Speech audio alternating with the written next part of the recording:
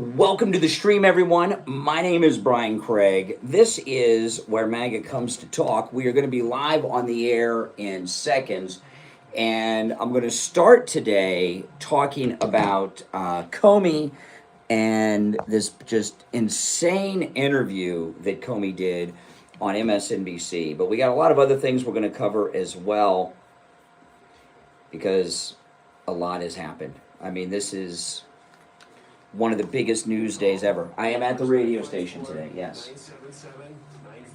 I will give you a price over the phone on new and used tires. Again, my number is 954-977-9445. Thank you. On the air since 1977, it's the Steve Kane Show with Brian. All righty, welcome everyone. It's Tuesday already, May 20th, 2025. My name is Brian Craig. You are listening to Florida's longest running radio show, The Steve Kane Show, on the radio since 1977, celebrating 48 years on the radio. Okay, we've got a lot to cover today, and I'm going to start with this interview that Comey gave to Nicole Wallace on MSNBC. Comey is psychotic, as you will hear in this interview. And after I go through that, there is a clip. This is something that I rarely do, but I got to do it today. There is a clip that is from that Kash Patel, Dan Bongino interview that I did not have yesterday morning.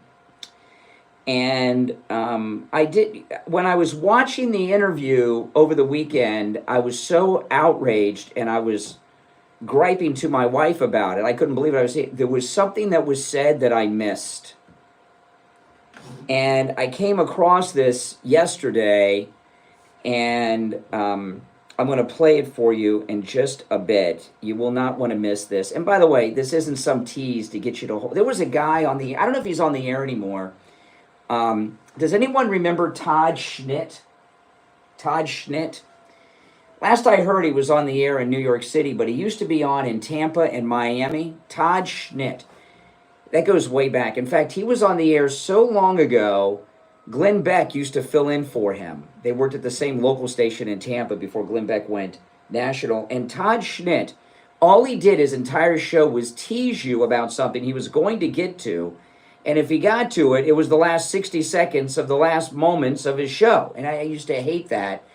And I don't do anything to tease you to keep listening. I just hope that you do keep listening. You will, right? A lot of times when I bring up things like that, it's me just talking to myself, making a mental note. But this clip of the Kash Patel Bongino interview, I am going to have to play that. And the reason I'm reluctant is because we did the whole show on that yesterday, so I'm certainly not going to do that today. But it has to be shared. So let's get right to the Comey interview. You know, Comey, I've told you guys many times, he is completely psychotic. And he's just insane. There's some people, Governor Newsom's one of these people, you can just see it in their face, how crazy they are. And this guy, what he did last week, he should have been arrested and out on bail at all, if anything, right now, if not still in the lockup, and facing a trial and maybe prison time. But he was hauled in by the Secret Service. He got away, and they let him go for whatever reason. You know, we've talked about that a lot on yesterday's program. But he did an interview with Nicole Wallace on MSNBC yesterday, and I hope he told the Secret Service what he told Nicole Wallace happened with the shells, because lying to federal agents is a felony, and there's a lot of people in prison for lying to federal agents. That's one of those perjury traps. You don't have to get Comey in a perjury trap. He's just a psychotic, arrogant liar. You know, and I'll tell you how, you'll hear how nuts he is when we go through this interview. He's out there promoting the book, and he's going to be telling that he could very well have gotten away with a big crime and find himself arrested and in jail, because the cops have got to be ticked off at what he's doing here. And you'll see this. And, you know, there are certain people that are so arrogant and psychotic. We were talking yesterday about P. Diddy. You know, I'm not following this P. Diddy trial. I really don't have any interest in it. I did see a lawyer the other day say he may skate on this. He may walk because so many of these people that are testifying are prostitutes, and they, you know, I don't know. I don't care. But I was talking yesterday, P. Diddy, and I said the same about Harvey Weinstein. And, you know, Candace Owens interviewed Harvey Weinstein yesterday. I did catch some of that this morning. You know, Harvey Weinstein and P. Diddy, even if they're not guilty of what they deserve to go to prison for their stupidity. Both of them are billionaires. Comey's a millionaire. But Diddy and Harvey Weinstein are both billionaires. I don't know if Weinstein still is, but he was. And they've got a lot of testimony against Diddy. And Weinstein, he got arrested during all that Me Too, we're women, hear us roar, woke crap. And anyone that had half a brain would go the Roman Polanski route that has that kind of unlimited wealth. If you're a billionaire, even if they take your passport, you've got enough money to bribe your way to a non-extradition country and live out your lives. Like Roman Polanski fled to France. He got out on bail on a statutory rape beef, and he's been living in France since the 70s, Roman Polanski. And a lot of Hollywood A-list stars over the last 50 years have traveled to France to make movies with him because he's considered this great filmmaker, even though he's on the lam for statutory rape. You know, he knew he was going to go to prison. And P. Diddy and Weinstein, so arrogant, so psychotic, they thought they could get away with it. Well, what Comey did's a little different than what they did, a lot different, but crimes nonetheless. And he could be involved in some heavy treason. And I think he is guilty of treason. And he got called in for questioning by the Secret Service. He got away with it, at least it seems that way at this point. And then he goes on MSNBC to talk to Nicole Wallace, and you can tell he is nuts. And Comey first started the shakedown of President Trump. You know, he remember the fake Russian dossier that the British intelligence gave.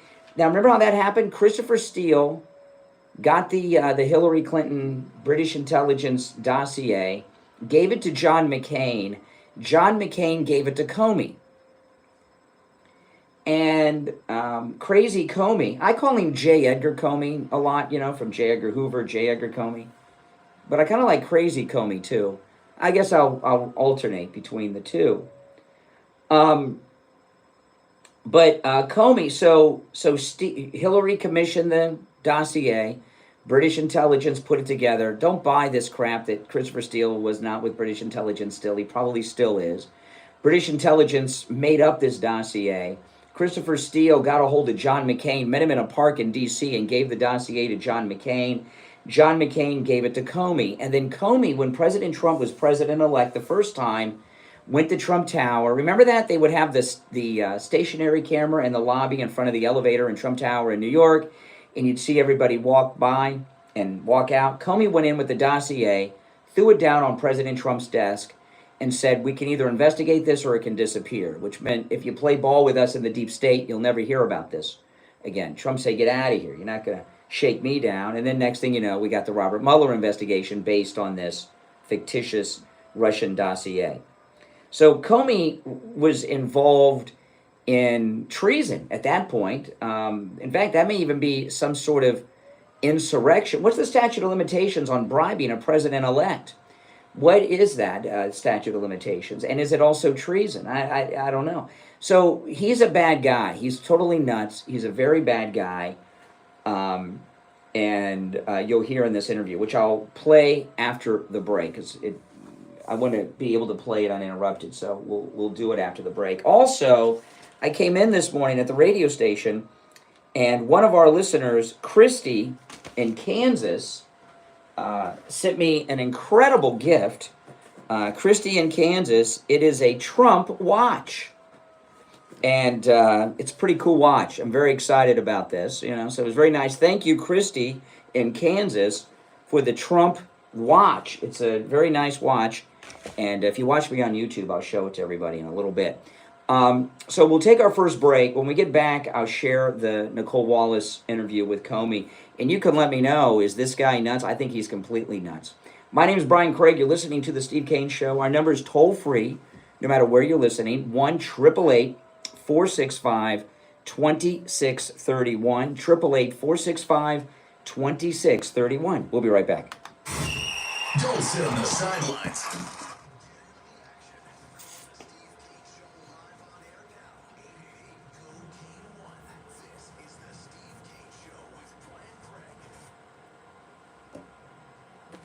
And she put in a nice wrapper, too. So this is the watch box. Very nice box. Very nice box. And a very heavy watch band. It's a heavy watch. And then you can see. Very nice. And you can see the band is very nice. I got to adjust the band. I'm not sure how to adjust the band. It's too big for me. Very nice watch. So thank you so much. And it says on it, it's time to circle back. And it's got the president on there with his sunglasses, 45 and 47 on the sunglasses. Pretty cool, huh? I think it's pretty cool. So thank you to, I want to make sure I get the name right, to Christy in Kansas. Yeah, I don't know how to adjust the band. There's directions there how to do it. So I got to figure out how to do that. Let's see.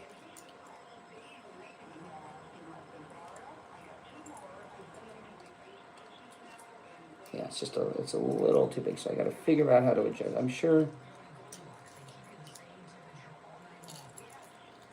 I'll figure it out because there's directions in here on how to do all that. So thank you very much for the watch.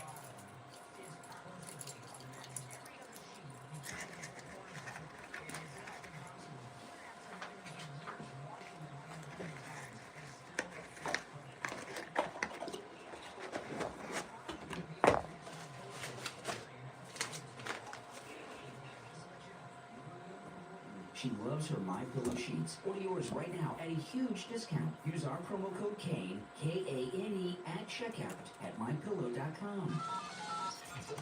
back to the Steve Kane Show with Brian Craig. Listen in the Palm Beaches on 95.9 FM, the Treasure Coast on 106.9 FM, Paris in Boca on 95.3 FM, Fort Lauderdale on 96.9 FM, and anywhere in the world at True Oldies.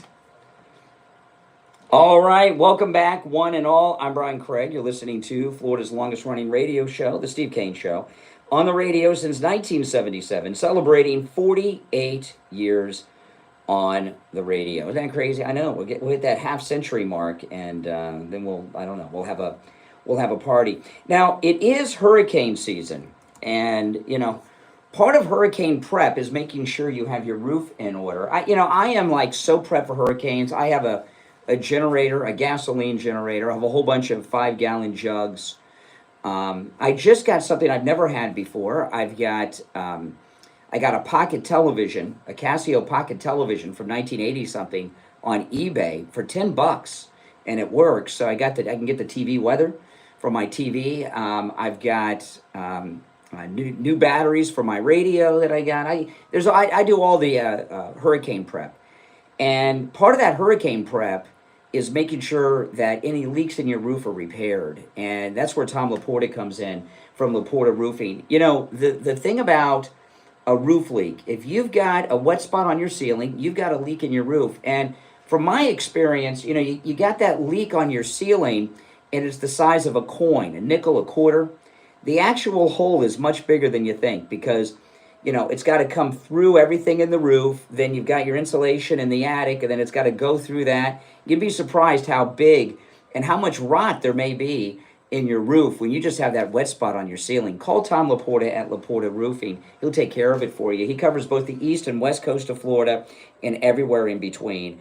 And he does every type of roof there is. Obviously, residential, commercial, schools, municipal, office buildings, even emergency repairs. Okay, give him a call. This number rings directly to Tom Laporta's cell phone, 954 954-604-4602. 954-604-4602. And online, laportaroofing.com. Now, there's a number for the main office at laportaroofing.com, but that's not Tom's cell phone. So write down his cell phone number, guys. You can call or text 954-604-4602. All right, so let's go. So Comey did this interview with Nicole Wallace after he got away with these crimes. And, the thing about Comey, you got to understand, he's a Republican. And Nicole Wallace is a Republican. She used to work with John McCain. So they got the band back together. Comey with his McCain connections again. They're both Republicans, Nicole Wallace and Comey. A lot of people don't know that Comey's a Republican. He is. And, the thing about this, it shows you textbook, Rhino, Republican in name only, or Rat, Republican against Trump. Okay, so let me get to it, and we'll talk about it as we go. This is Comey, Nicole Wallace, yesterday, fresh out of the questioning of the Secret Service. Yeah, for walking on the beach with my wife, so I don't know how we ended up here. It never occurred to me that it was any kind of controversial thing, but... Oh, he was picked up for walking down the beach with his wife. I hate when that happens. Does that happen to any of you? It's the time we live in. So take me back to the walk on the beach. We were walking on the beach. We went to the beach to prepare for this week, which was the launch of my book, and to think about the book and to prepare to answer questions about it. What kind of BS is this? So he's walking down the beach with his wife, and they're just walking to think about his book? They're not having a conversation. They're just thinking about his book? Okay, honey, we're going to go for a walk down the beach, and during this walk, we're not going to speak. We're not going to talk to one another. No conversation.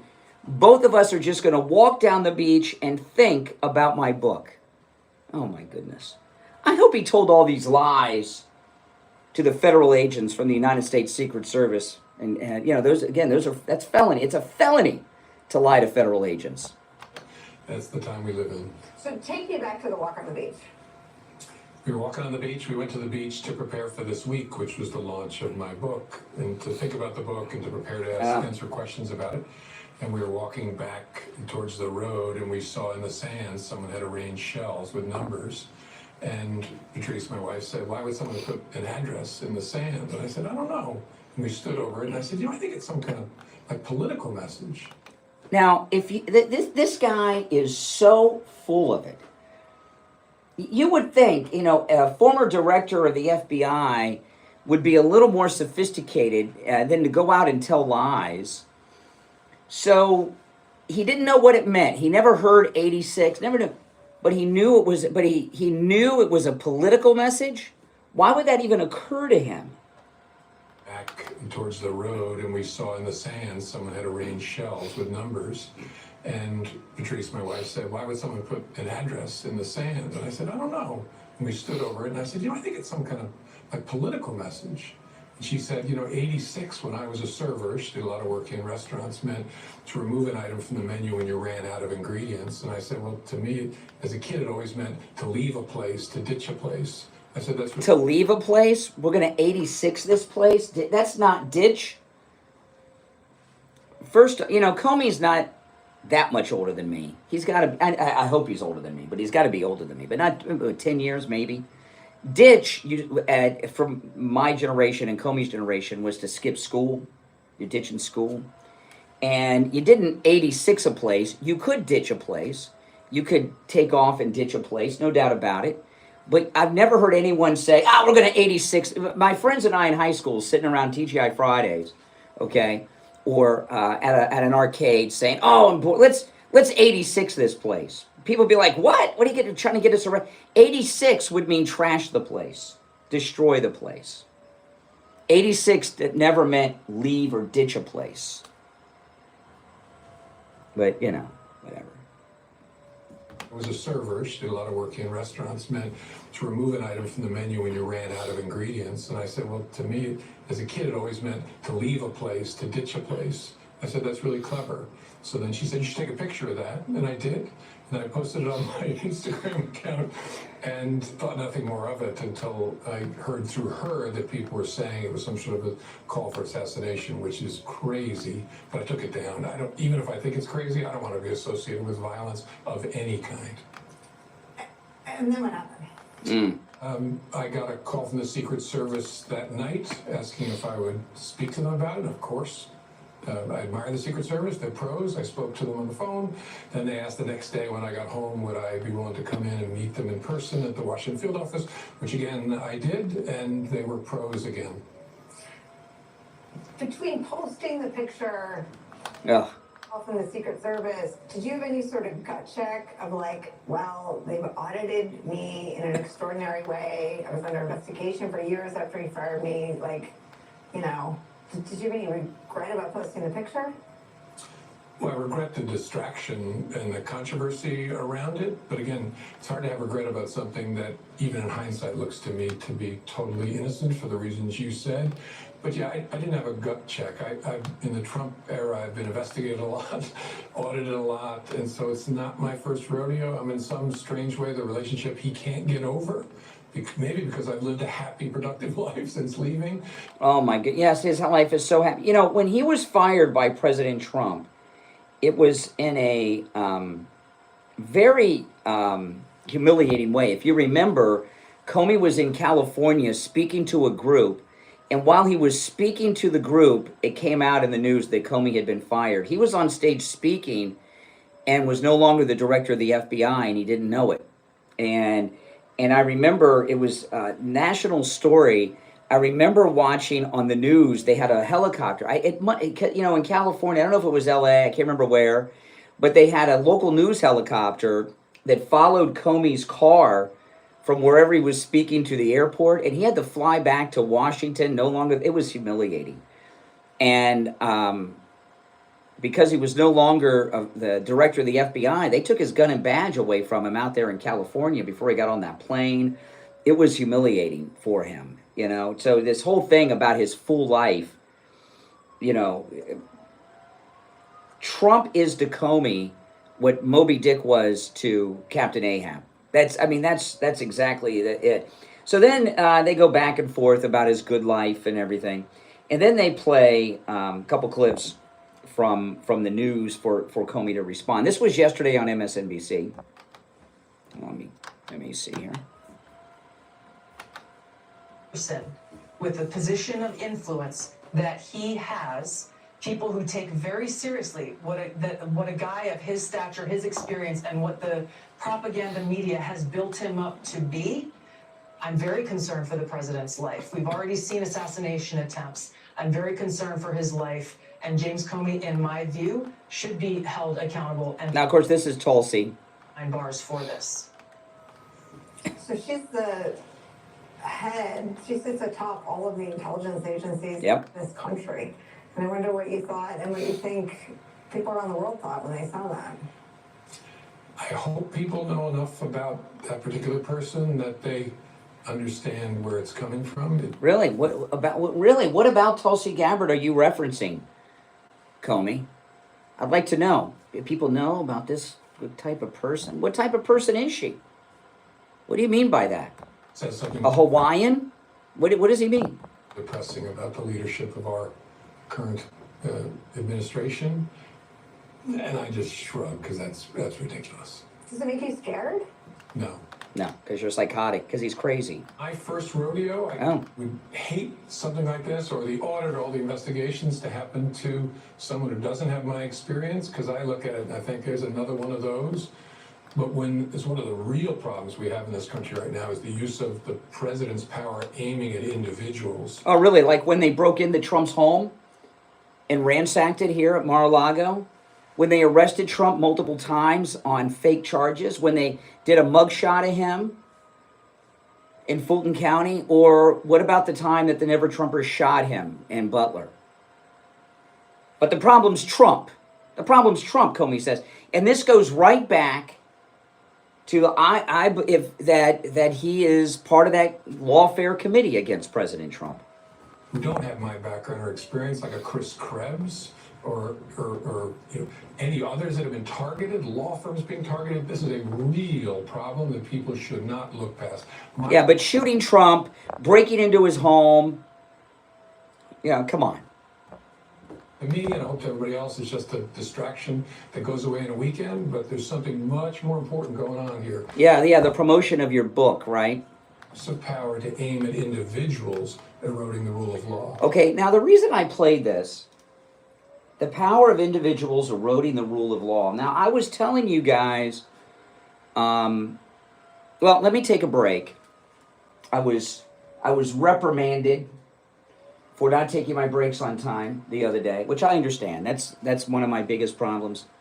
I don't take my breaks on time, and I'm already 90 seconds late for the break. So let me take the break, and then I'll come back, and we'll finish up with J. Edgar Comey. We'll be right back. Making morning radio great again. It's the Steve Kane Show with Brian Craig.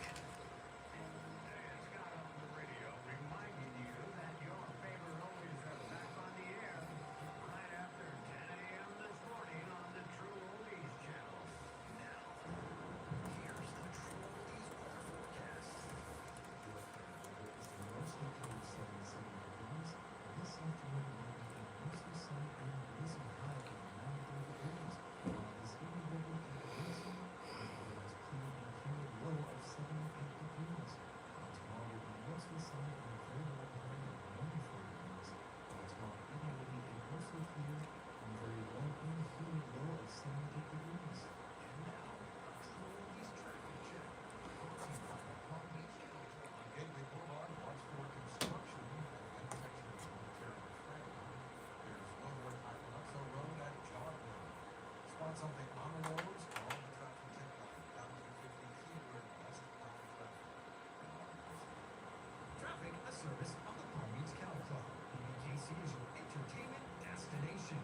Poker, OTV, table games, and exciting events. This Saturday, come out and watch, wager, and win on the second leg of the Triple Crown of Greatness Stakes. Paddock is the perfect place to catch all the OTV and sports action in over 140 HD TVs, delicious food, full bar, and friendly service. More info at pbkennelclub.com.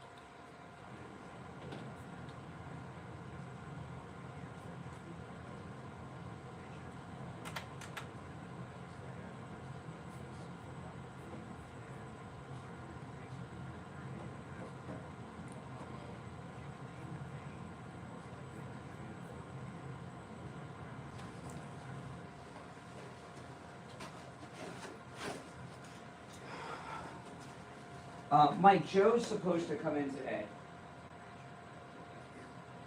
Oh, is it tomorrow?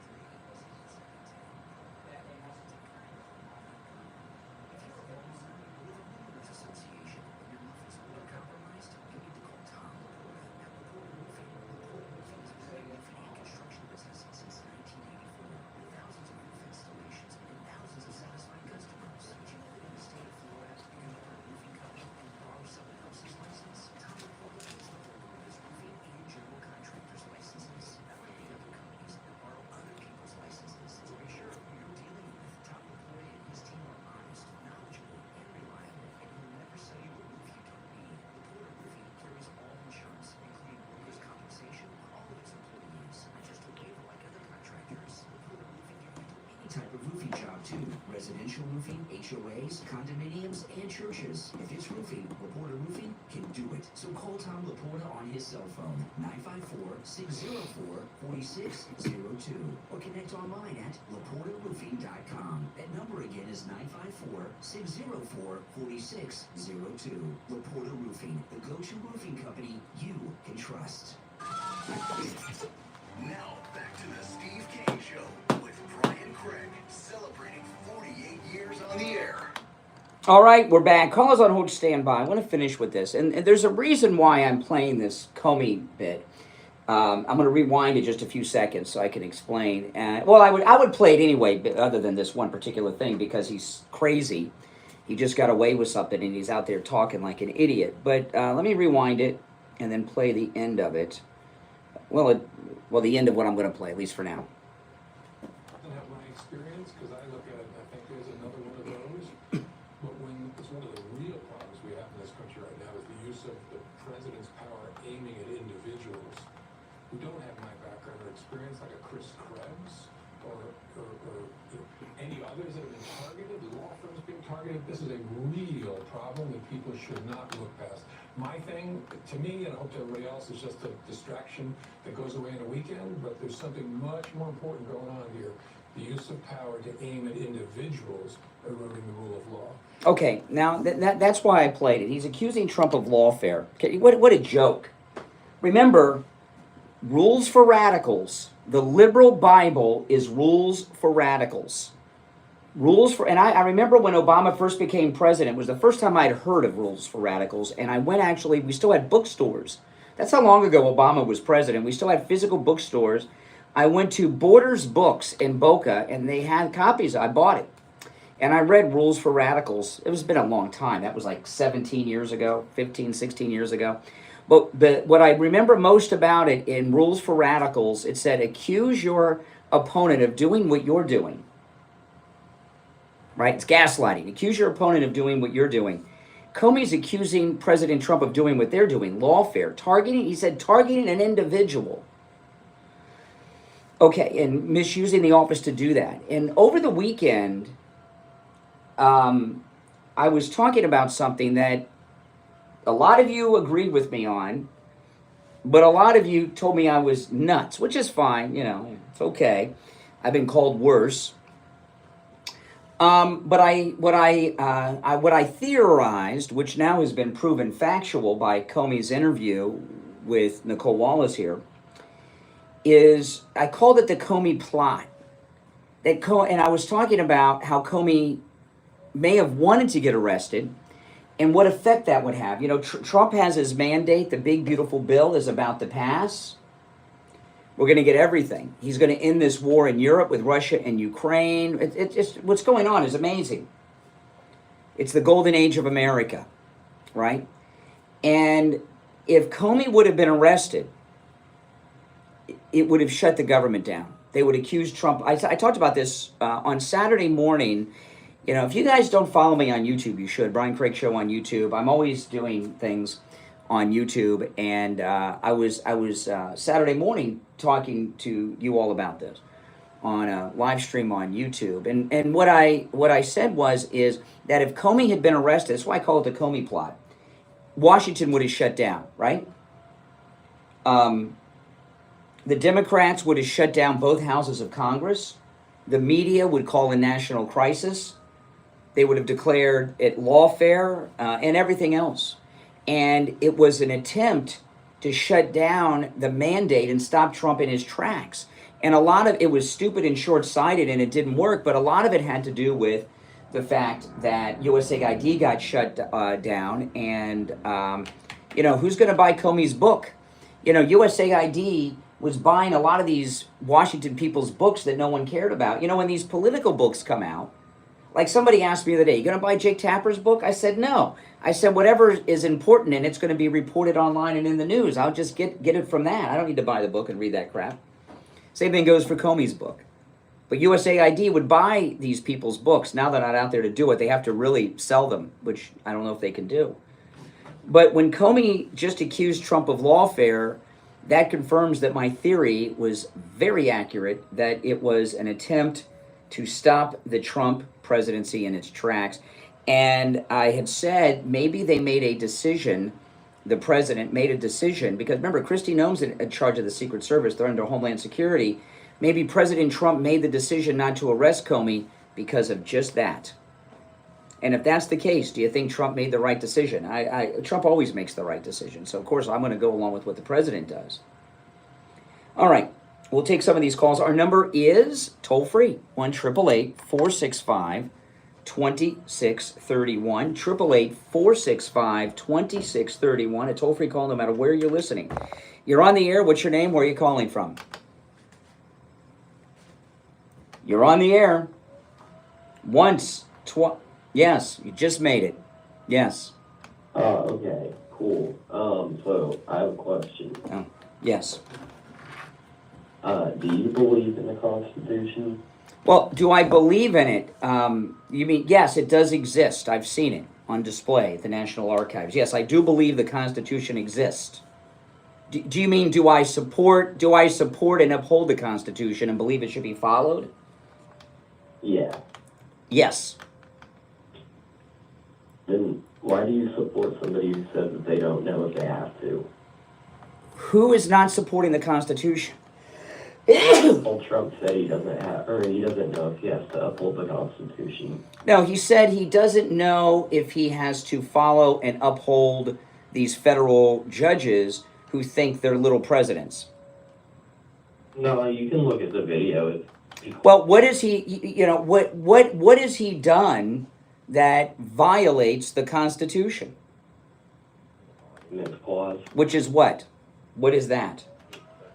$100 million airplane from Qatar, and then like 5 days later he got a deal with them. Nothing that you said is true. That all of that about the plane from Qatar is untrue. I mean, it's being transferred to the government. Okay, so you do know. You're not stupid or uninformed, you're just a liar. If his term is being transferred to his library, which Oftentimes, so you just said that it was not a gift to him. So he did not violate the Constitution because it's not a personal gift. it is a gift. No, it's a gift to the United States government. And then it's going to be at the museum. Have you ever been to a museum that has famous artwork? Yeah. Okay. Like, what is a famous artist that you've seen at a museum? Like in your neighborhood, like in your city, wherever you're at. What do you call it? Where I'm at? Well, like, have you gone to a museum where you live, like, and there's been a famous piece of art on display in the museum? Okay, what's the name of a famous artist you've seen? I don't know, it's been a while. Been a while? Okay, like a dinosaur? No, the dinosaur, that's not artwork. Okay, like I've been to many museums, and here in South Florida, we have some museums. There's a great museum, the Norton Museum in Palm Beach, which is pretty cool. And sometimes they'll have incredible art from world-famous artists that are, part of Western civilization, part of our culture. Like you might go somewhere and see a Picasso or something, like that. I remember I once went to a display. It was Norman Rockwell. They had Norman Rockwell's art. I went a few years ago. They had at the museum in Fort Lauderdale, the Fort Lauderdale Museum of Art here in South Florida, they had the King Tut collection. And when you go to museums and they have the King Tut collection, or they have the Norman Rockwell original artwork, and things like this, there'll be a plaque underneath, and it'll tell you the name of the art, the artist, and then it'll say, oftentimes in parentheses or in small print, on loan from, right? In some, so on loan from another museum and things like this. So the plane from Qatar, which was a deal that was set up by the Biden administration, we found out the other day, not the Trump administration, is a gift to the United States government, which is going to be under the care of the United States Air Force as it's added to the Air Force One fleet. If it is sent to the Trump library, it's not a personal gift. It's on loan to the Trump library. Are you familiar with President Ronald Reagan? Do you know who he was? I'm pretty sure it's being transferred to the... Well, no, you don't know what you're talking about. Have you heard of President Ronald Reagan? You know who Ronald Reagan was? Do you know who Ronald... No, you hold on. I'll let you talk in a minute. You're familiar with Ronald Reagan? Yeah. Who was he? Ain't that the Watergate guy? Yeah, Ronald Reagan's the Watergate guy. Now that we've established your intelligence. No, that was, the Watergate guy was Richard Nixon. Ronald Reagan was the 40th president of the United States who is responsible for the fall of the Soviet Union, okay? If you go to Ronald Reagan's presidential library in California, they have his Air Force One on display. That was not a gift to President Reagan or the Reagan family. It's on loan from the U.S. government to the Reagan Museum. It's not a personal gift.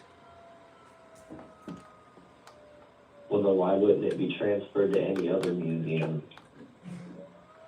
It may not even be transferred. He said he would like to. It hasn't been transferred. In fact, they don't even know where that museum's going to be yet. They haven't even built it yet. They haven't started raising money for it yet. This is something that may or may not happen in that we're talking about now. Now, you may not know who Ronald Reagan or Richard Nixon were, but you don't. But you didn't. You did say, you contradicted yourself. You began the call by saying he violated the Constitution. He accepted a gift, but then you said it was a gift from Qatar to the U.S. government. So that's not a personal gift. It's being transferred to his library. Yesterday, I watched a video. J.D. Vance had a private meeting with Pope Leo, the new Pope, the American Pope. And in that private meeting, the Pope gave him an incredible gift. It is it's an art book that shows all the beautiful art of the Vatican. And it may be a book that you can buy in the Vatican gift shop. But this book is different. What is different about this book as opposed to if JD bought it in the gift shop? I don't know. It's been held by the Pope.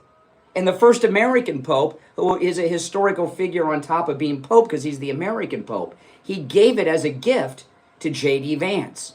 Did J.D. Vance violate the Constitution by receiving this valuable gift from Pope Leo over the weekend? Well, I think the situations differ here. This is a religious leader and not a country who we've had. No, in fact, he's the head of the Holy See of the Vatican, and the Vatican is a city-state. It is indeed a country. A tiny one, but an independent state. No, it is, Vatican City is a country. It is a sovereign nation. Can I ask one more question?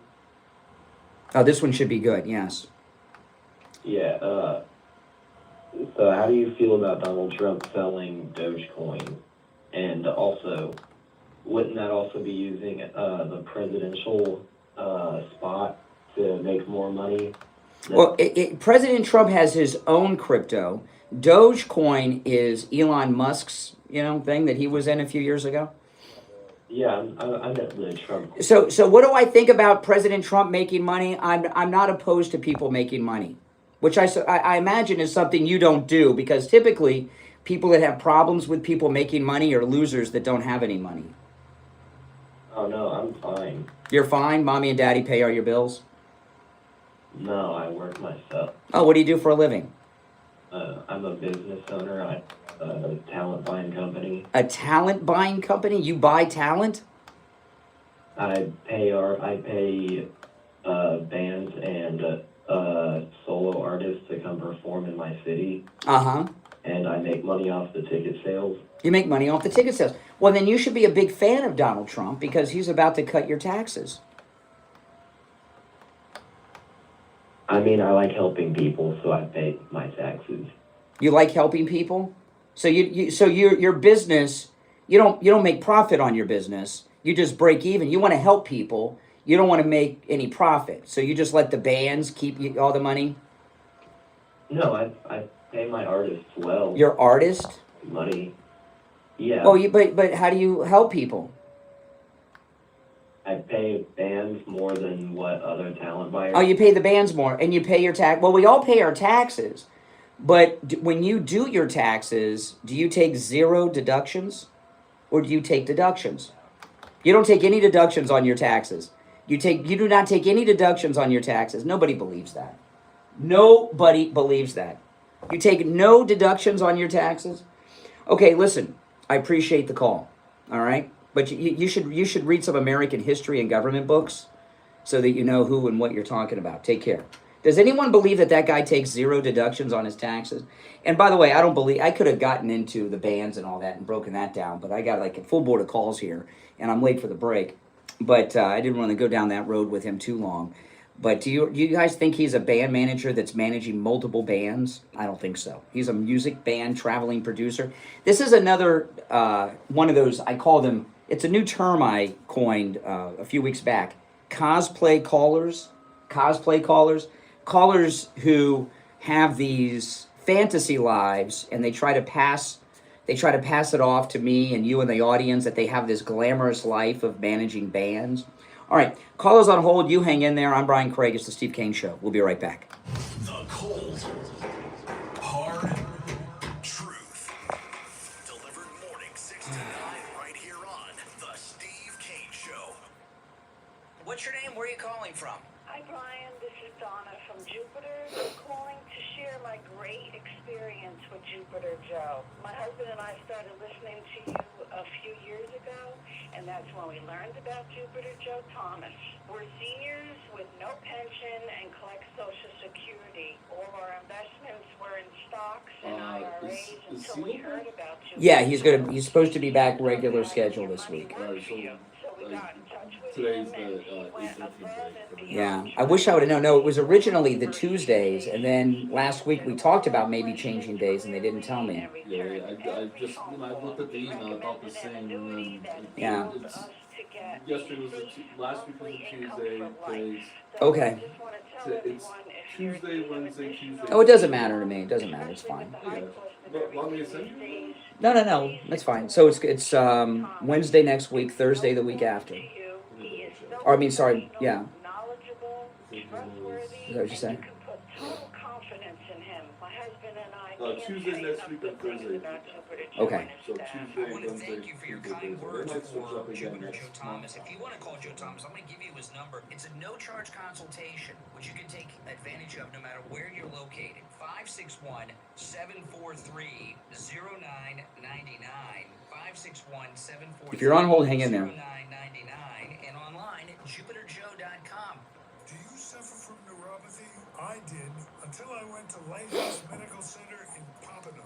Numbness, pain, burning, tingling in my hands and feet, muscle weakness, loss of balance, muscle twitching, have all but disappeared. Say goodbye to your neuropathy symptoms. Call Lighthouse Medical Center for a free consultation. 754-222-6642.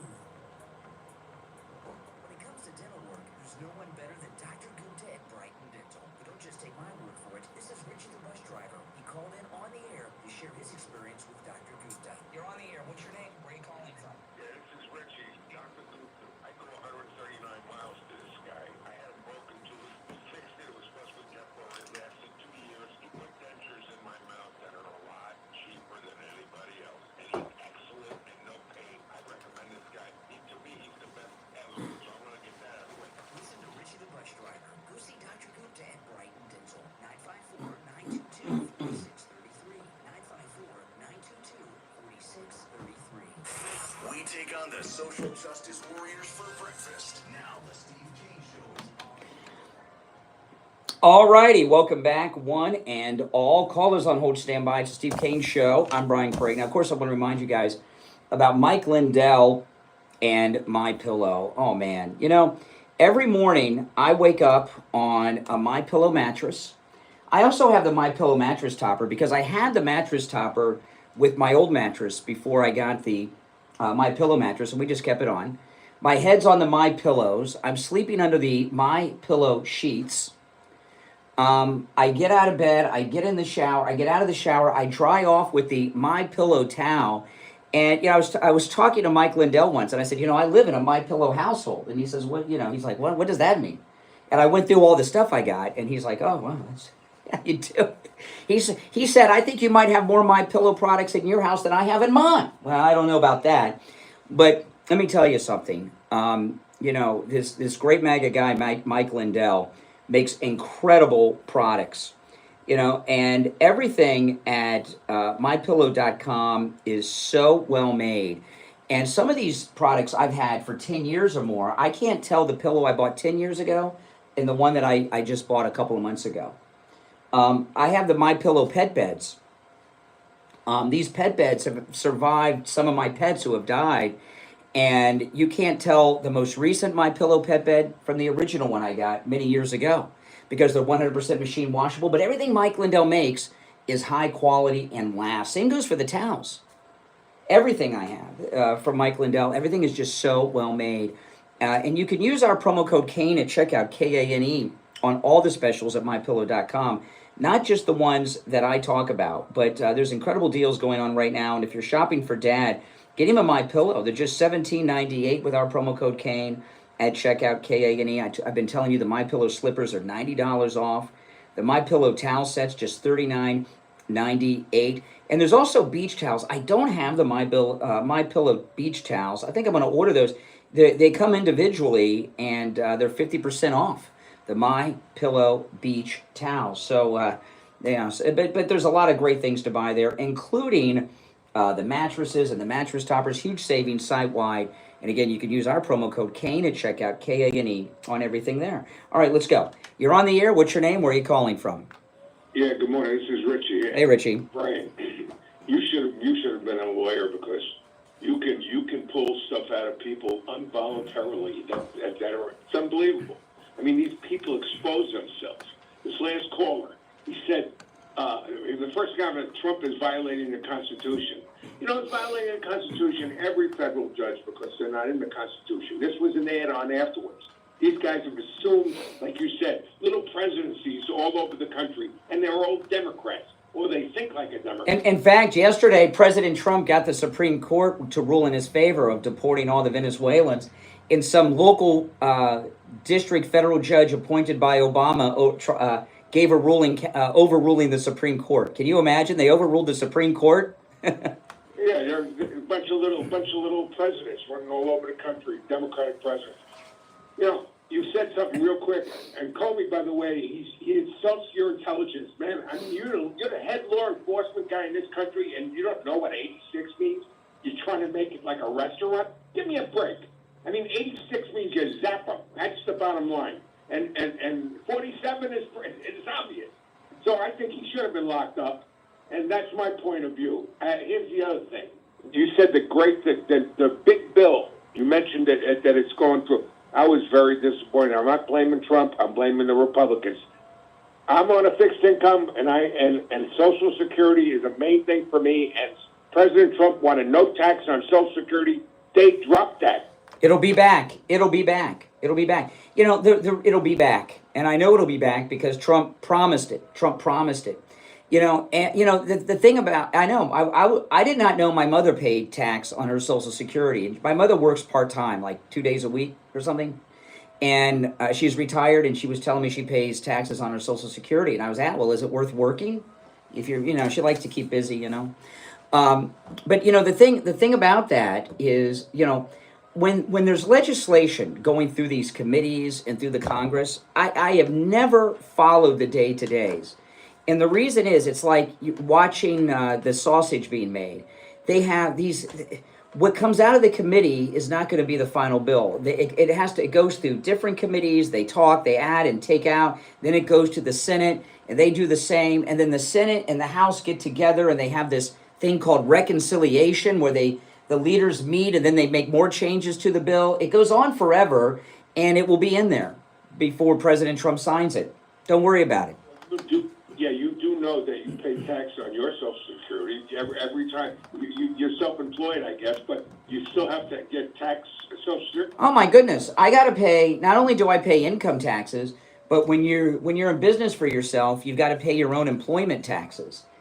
And that's a lot of money. It's a lot of money. No, what I mean is, when that's withholding. You got to pay your own payroll taxes when you're in business for yourself. So that Social Security is billed as, we're always told it's withholding, but I was shocked. I did not. They hold it. Tax on it after. Well, it blew my mind. It blew my mind when I found out that when people are retired, they get taxed on their Social Security. The government takes the money from you your whole life. They do whatever they want with it, and then they want to tax you on it. That's nuts. Yeah, and just like their death tax, the Democrats, after you die, they want your state to pay more taxes. This is craziness. People are wise up that all they are is one giant transfer of wealth from people that are trying to make it to people that are down, illegals and everything else. It's a joke. The whole country's tough. President Trump's fighting some wall here, and it's a bad wall. Yeah. No, but don't worry. The Social Security tax being done away with will be in the final bill before Trump signs it. Don't worry about it. Don't worry about it. Let me ask you a question. What about he came on and he signed this thing against the pharmaceuticals, right? They don't want that either. They're in the pocket. And that'll be taken care of. That'll be if that is not in this bill, it'll be in a future bill. The executive order is signed, so it's done. But here's the thing, okay? President Trump with the art of the deal. I'll give you an example. What are the liberals griping about most with the big beautiful bill? What are they griping about the most? What do you call it? The millionaires getting tax cuts. No. They're all no. And I've had some calls. They're cuts to Medicaid, and they're not cutting Medicaid. They're putting a work requirement in for people that are physically able to work. So that came out of the blue. So what'll happen is President Trump will take that out to get what he wants in the bill. That work thing with Medicaid is only if Trump gets it, he'll be happy. It should be in there. But that's the kind of thing Trump puts in the bill so that he can make a deal with the other side. Don't worry, Trump's going to get everything. Listen, that was welfare to work. Clinton had the welfare to work. To receive welfare, you had to work. Newt Gingrich passed that, and then Bill Clinton went along with it. But don't worry, everything Trump promised, no tax on tips, no tax on overtime, no tax on Social Security will be in the bill. Those were campaign promises. He's not going to sign it without it. Don't worry. Okay, have a great morning. All right. Like I said, you should have been attorney, man, because you could chop people up good. Well, a lot of people don't know that Steve and I did some consulting work with the Marines down in Guantanamo Bay when they were holding all those Al Qaeda guys.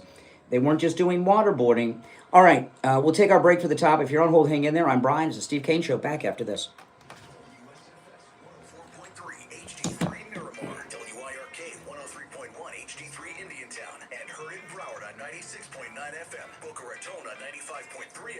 West Palm Beach on 95.9 FM and in Martin County on 106.9 FM.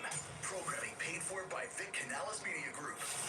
Your home for the Steve Kane Show. Now, here's the weather forecast. Your current weather is a mostly clear 77 degrees. This afternoon will be a mostly sunny and breezy high of 93 degrees, while this evening will be a breezy and otherwise clear and humid low of 78 degrees. And tomorrow will be mostly sunny and a very warm high of 94 degrees, while tomorrow evening will be a mostly clear and very warm and humid low of 78 degrees. And now, a true oldies traffic check. Brought to you by the Palm Beach Kennel Club. On the turnpike, there's construction from Boynton Beach Boulevard to the West Palm Beach Service Plaza. There's a crash, US 1 at 5th Avenue South. Spot something on the roads, call the traffic tip line. Pound 250 keyword West Palm traffic. I'm Ron Bruce. Traffic, a service of the Palm Beach Kennel Club. PBKC is your entertainment destination with poker, OTB, table games, exceptional eats, and exciting events. The poker room is open daily for cash games, tournaments, amazing promotions, and easy-to-play table games. Catch Super OTB action every day except Tuesday from top racetracks around the country. PBKC, where winners play. Go to our website, pbkennelclub.com. Have you put off buying new tires because you thought they were too expensive? Find friendly prices at Friendly Tire in Margate on both new and used tires. New tires as low as $70 a tire. That's out the door and on the road because Friendly Tire doesn't charge you to balance a tire or mount a tire. They have thousands of used tires in stock too, starting at just $30. If you're on hold, hang in there. 954-977-9445.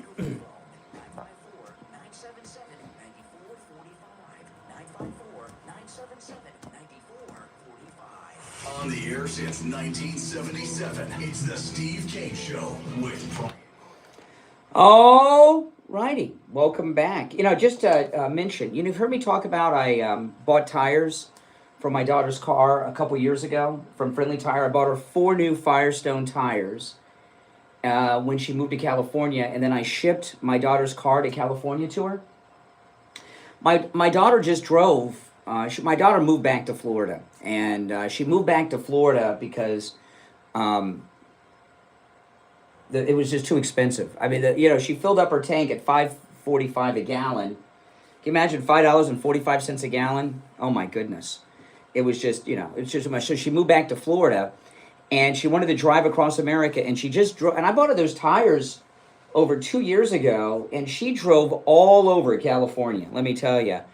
And she drove on those same tires from Friendly Tire from LA to Florida, and she took 2 weeks doing it because she did like a little more than 2 weeks. She stopped all over the country and made a little vacation out of it. So the Friendly Tire tires are spectacular. In fact, before she left, I said, do you need new tires? And she said no. And so she drove all the way across America with those tires that she's had in the car over 2 years. Friendly Tire, give him a call. And remember, he does tire repairs as well. Let me give you the number. I didn't intend to turn this into a Friendly Tire commercial, but I just heard my recorded commercial, and I don't know if I told you guys about my daughter's tires. Give Friendly Mike a call. He'll give you a quote right over the phone. Remember, the quote he gives you is out the door and out on the road because he doesn't charge you to mount the tire, balance the tire, or even dispose of your old tires. 954-977-9445. 954-977-9445. All right, I'll take a call or two, and then I'll get into the new stuff in this hour because we've got a lot to cover today. You're on the air. What's your name? Where are you calling from? You're on the air. Once, twice. All right, sorry. You missed your chance, guy. I'm just going to move on because I got more to cover, but if you want to call, and you certainly can. Okay, Brian Glenn, who's Marjorie Taylor Greene's boyfriend, he's a real America's voice. He was with Right Side for many years, and I had an uncomfortable... everybody loves Brian Glenn. I had an uncomfortable meeting with Brian Glenn. Did I tell you guys about this with Brian Glenn? This was nuts, okay? Brian Glenn is Marjorie Taylor Greene's boyfriend, and both of them left their spouses for each other. They had like an affair, and Marjorie Taylor Greene left her husband for Brian Glenn, and Brian Glenn left his wife for Marjorie Taylor Greene. Do you remember I did a whole show on that? Taking calls about how disappointed I was with Brian Glenn and Marjorie Taylor Greene? You always, one thing I tell people, when you're on the air, assume everyone's listening. Everyone. And then you'll never get in trouble. Well, it wasn't long after that, I was at an event, and who was there? Brian Glenn. And I found out he listens, or at least he listened to that show. I don't know. It's cool. We've talked since, okay? It was a little embarrassing. I knew I was screwed because I could tell by the way he was looking at me. We were in the same room, right? And he was on the air, and he was still on Right Side then. And he was looking at me, and then they took a break, and he was looking at me, and I'm like, oh, I'm screwed. Because that show, it was like right before that, and sure enough, obviously I did not get interviewed on Right Side Broadcasting that day, which I was kind of hoping. But... oh my goodness. But he's a good guy, and we've talked since, and it's cool. It's cool, I was embarrassed. I'm a little embarrassed now. I was thinking about during the break if I was going to tell you guys about that, but because it was so embarrassing. But anyway, that was fun.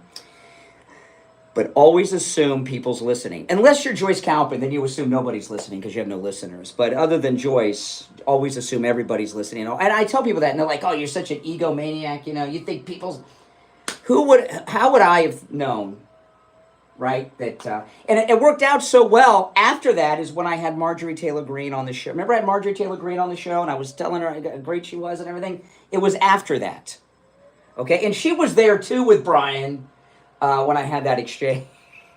So it all worked out. But anyway, Brian Glenn is awesome. And I love Brian Glenn. And he is one of President Trump's personal friends. And he is.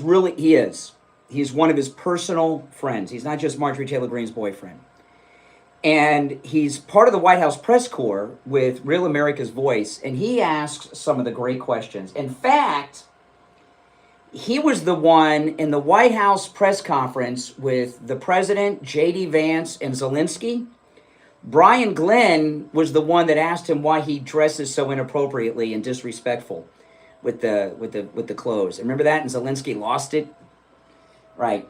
So so Brian's always good, and it's important to point out that he's such close personal friends with President Trump, and that he's Marjorie Taylor Greene's boyfriend on these instances, because I'm going to play you a clip of Brian Glenn at the White House yesterday on Real America's Voice, and when he says something like this, which I'm about to share with you, in my opinion, that's how Marjorie Taylor Greene feels, and that's how the president feels. I think that what Brian Glenn says here is something that he's talked to Marjorie Taylor Greene about and the president. Okay? Let me play, and what he's, it's a follow-up to what we were talking about yesterday with Bongino and Kash Patel on that Bartiromo interview. Okay, so listen to, let me pull it up here. Okay, here we go. This is Brian Glenn yesterday, and he's actually in front of the White House, on the lawn of the White House, while he says this. People are angry. You know, forget about the big, beautiful bill. People want big, beautiful handcuffs on some of these. Yeah, and what he's talking about, let me just rewind. He's talking about two things. He's talking about that interview, but he's also talking about Comey not being arrested. Are angry. You know, forget about the big, beautiful bill. People want big, beautiful handcuffs on some of these people, because for far too long we saw Thomas Crooks took a shot at Trump in the head. He's dead. We don't know any more about that. Ryan Roof tried to shoot Trump on a golf course. We still haven't seen a trial on that. And then James Comey comes out and says, yeah, 86-47. And what do? He takes it down, he gets the #1 book, and we move along. I'm very disappointed in the progress of all of this. I have very little hope we'll have any accountability for what you're seeing right now. Okay, so, and I agree with him, and I like that. And one of the reasons I play that is because I want him to get credit for that new phrase. We want big, beautiful handcuffs. Now, there's a clip, and this is the one thing I was reluctant to play, because when I do something, yesterday we spent most of the show talking about the Bongino Kash Patel interview with Bartiromo, and I don't like to revisit something we did the next day, right? Because I don't want to do the same. By the way, if you're on hold, hang in there. We'll get to the calls in a few minutes. I don't want to do the same show 2 days in a row, okay? But there was a clip that I missed when I watched the interview, and I missed this because I was so ticked off watching them. I was voicing my frustration to my wife, and I missed something. And I saw this yesterday, and this really made me sick. Okay, this is Bongino and Kash Patel. It's from the same interview I talked about yesterday. Now, remember, a lot of people are ticked off about the Epstein thing, for good reason. That was insane. Well, I saw the report. What, that Chris Wray approved? What are you talking about, Bongino? This clip is the one I missed. It's Bongino and Kash Patel, and they're talking about the assassination attempts during the campaign on President Trump. You know what, Maria? Kash is not kidding. We've been personally briefed extensively on every single detail. Okay, you know what? Let me just play it uninterrupted, and then I'll share my... I'm getting ticked off just listening to this now. I know what's coming. He already said something that ticked me off, but I'm going to play it uninterrupted. It's 56 seconds, and then I'll share my thoughts. It's hard for me to play it uninterrupted because I get angry. But anyway, listen. You know what, Maria? Kash is not kidding. We've been personally briefed extensively on every single detail, nugget, tendril of this case. One is actively in court right now, so out of respect for the case, it's probably more appropriate that I stay quiet on that. However, I'm not going to tell people what they want to hear. I'm going to tell you the truth. And whether you like it or not is up to you. If there was a big explosive there, right? Given my history as a Secret Service agent and my personal friendship as a director does with the president, give me one logical, sensible reason we would not have. So if you can think of one, there isn't. In some of these cases, the there you're looking for is not there. And I know people, I get it. I understand. It's not there. If it was there, we would have told you. There's no there with the assassinations. Nothing to see here. Lone gunmen. Really? Both of them have Ukrainian connections. Both of them have connections to that one, what's that company they're both connected to? They were both in videos, corporate videos by that one company that owns like every stock. Which company? I just forgot the name. BlackRock? Was it BlackRock? They're both in BlackRock videos. The golf course shooters and one about Ukraine, and the Butler shooters in one that was done in a classroom. So, and he had Ukrainian phone numbers on one of his cell phones, the Butler shooter. And here's the thing that pisses me off. Do I have to dump myself? Can I say pisses me off? I think I can say it? Okay. I'll find out soon. If you see anyone from management running down the hall.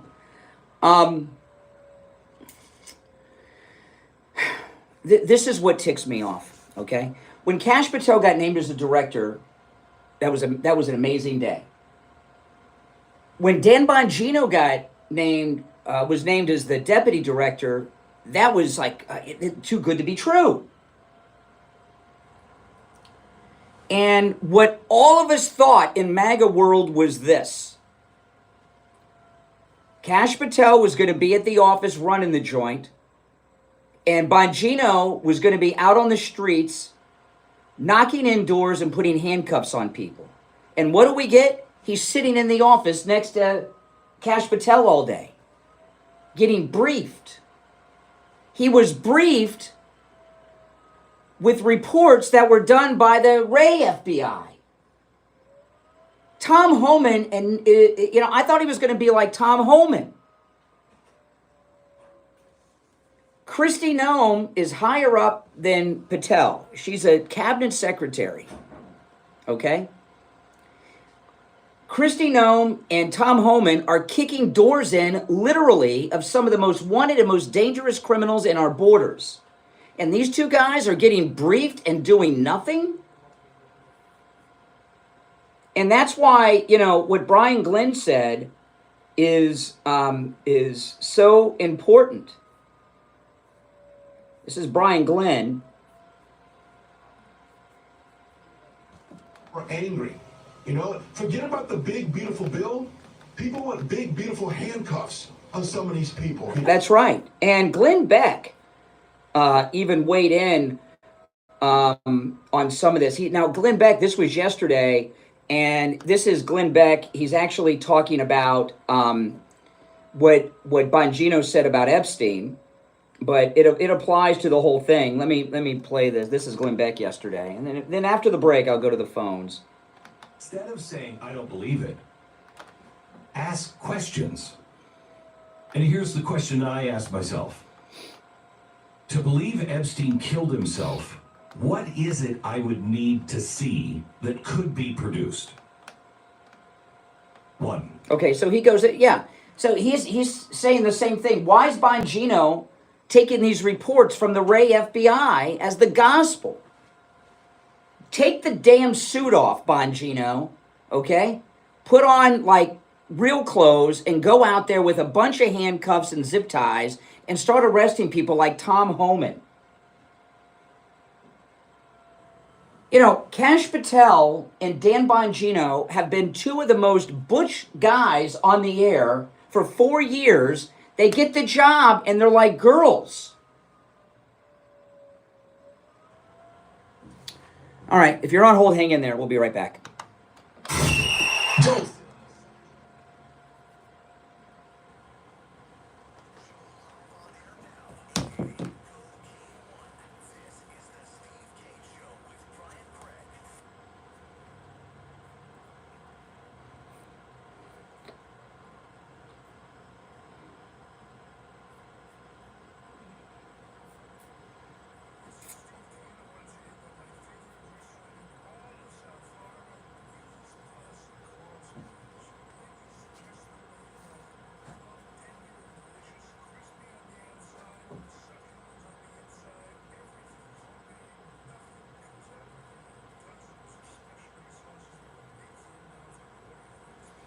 Hey, Mike?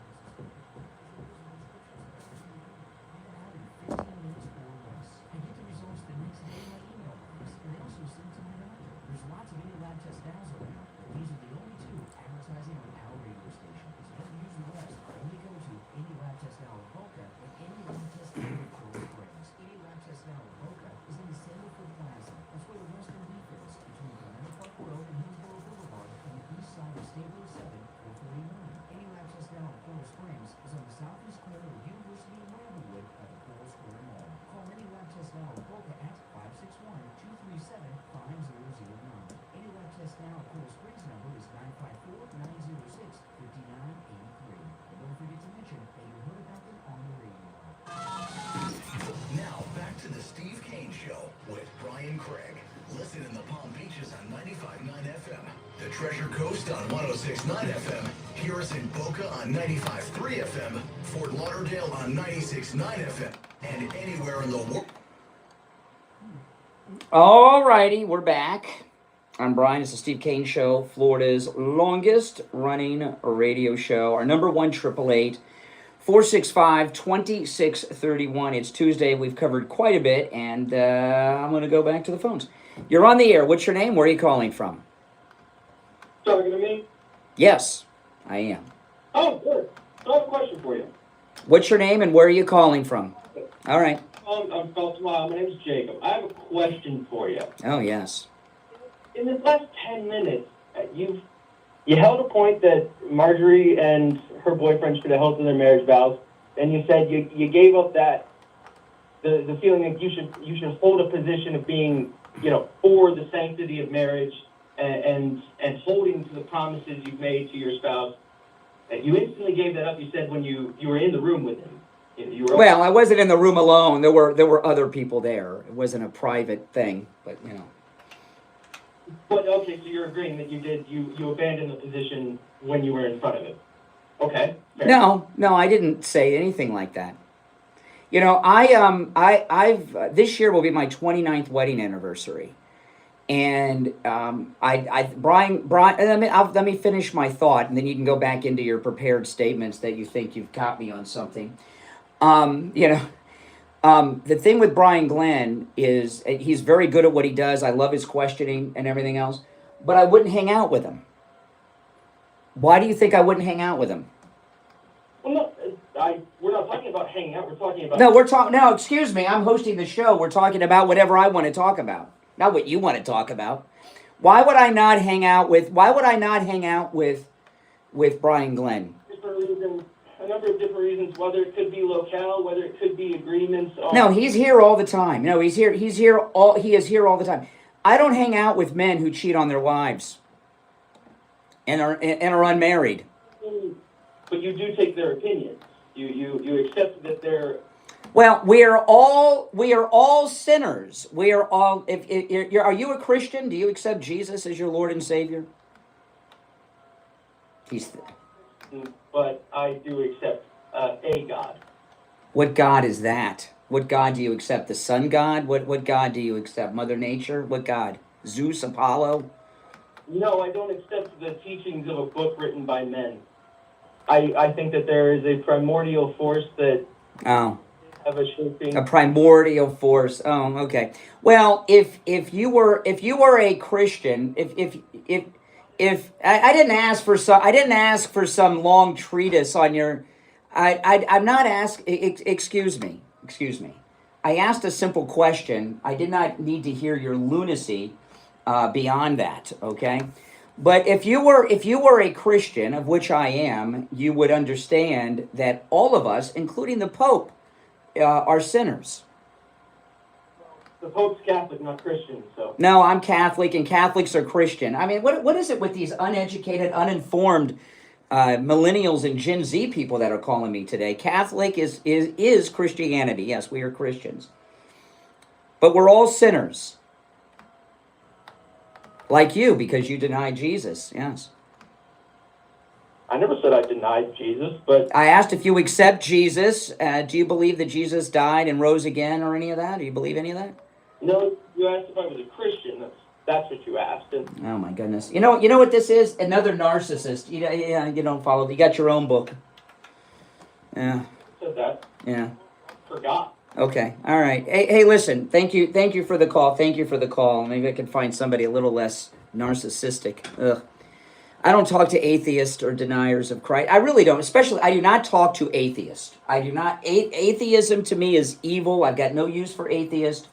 And I don't like atheists, and I don't talk to people who are, and I'm not going to talk to somebody denying Jesus either. You're on the air. What's your name? Where are you calling from? You're on the air. Oh, here we go. Another winner. How could I not when you have the receiver in your mouth? I just wanted to let you know I've heard everything you've had to say, and I'm the one telling you I'm going to rape your face. Well, I'm so glad. Okay. I got to dump that, but he'll be listening because he wants to hear what he has to say. What I'm very happy about. Okay, with that call. See what I was telling you about yesterday? I did hit the dump button. We're in dump. Let me tell you how stupid some of these people are. Now, yesterday, I told you that I got a threat during the show, which I did. And I told Mike before the show what it was. And I told him I'm expecting to hear from that person again. Let me tell you how stupid that person just was. Okay? Let me just tell you how stupid that person. Now, when you have this kind of job like I have, getting threatened is part of life. Okay? And people that do what I do, you get threats all the time. Out of all the threats I've gotten, and I've gotten many, that is only the second time somebody has done it on the air. There was once a guy who really got in some trouble, a lot of trouble. He called in making the noise of a switchblade and was doing something. You guys might remember him. Yeah. It was a long time ago. He's no longer with us. He passed away, and he got in a lot of trouble. But as dumb as that was, he didn't do what that guy just did. I got that guy's phone number. It's on the caller ID. I know who he is, where he is, and his name. And I'm going to tell you this to that last caller. I mean, how stupid to do something like that on the air in public that's being recorded on multiple things and use your own personal phone and give me all your information. What he just did not only is a crime, it probably is a federal crime because he's not inside the state of Florida. I'm not going to tell you where he is. He's in another state. So he's crossing state lines doing something like that. I mean, what kind of fool would do something like that? And I will tell you this. And I usually don't hear me talk about this too much on the air, because usually these things happen off the air, but since that happened on the air, I have to address it. I did have to dump some of it. So those of you listening on the radio, I don't know how much of it you heard, but it was a very violent threat I just received. I press charges against everybody who makes threats against me, okay? I had somebody years ago. This was quite a while. When people get threats, you don't typically talk about them on the air. You handle them off the air. But since that happened on the air, I'm addressing it. I would not normally do this. Okay. Now this was many years ago, so this is long enough to talk about. I've never shared this on the air. I get mail. Get a lot of mail. Like this nice lady who sent me the Trump watch from Kansas. Christy sent me a nice Trump watch. She listens in Kansas and sent me this nice Trump watch today. Thank you very much. I get mail. And I got mail one day at the radio station many years ago. I opened it up and it was a drawing. It was a drawing of a man who had, it said Brian with an arrow pointed, and he was on the floor of whatever this drawing was, and his head had been blown off, and there was blood all around him, and they said, this will be you, and they gave me a date. So I got off the air. I took it to the police department. They sent it to the lab for fingerprint analysis. So I just tell you, to the last guy, I don't mess around with that. And again, I've never talked about this stuff on the air because this stuff always happens off the air, and you don't talk about these things on the air. But I'm only doing it because the guy called on the air and did something stupid. But I press charges against everyone who makes threats like that. Everyone. Believe me. All right? So I want to thank you, though, for giving me your personal phone number when you called in. So it makes it easier for them to try. I remember once I was in a hit-and-run accident. A guy ran a stop sign and hit me and totaled my car. I was 17. Did I ever tell you about this, Mike? This was crazy. I had a 1981 Chevy Citation, which was a piece of crap car even in 81. And the whole car was totaled. I spun out in a few circles and ended up in someone's front yard. This guy had a pickup truck that just had a dent on it. He ran the stop sign. And we get out of the car. I was 17. He says, can we just settle this here, man? He says, my girlfriend just broke up with me, and he was freaking out. And I said, look at my car. It's totaled. It had smoke coming out of the hood. I had to crawl out of the window. The door wouldn't open. I said, I can't settle it here. My car's totaled. And he says, well, I'm leaving. Now, I would not do this today, and I don't recommend anybody else does, but I was 17. He says, I said, you can't leave. He says, watch me, mother. So he got in his truck. So what I did, which was really stupid, don't do this, and I would not do this today. But when you're young, you do dumb things. I ran after him. He had a pickup truck. I jumped in the bed of the pickup truck. And he says, you better jump out. I'm leaving. I says, well, I'm going with you.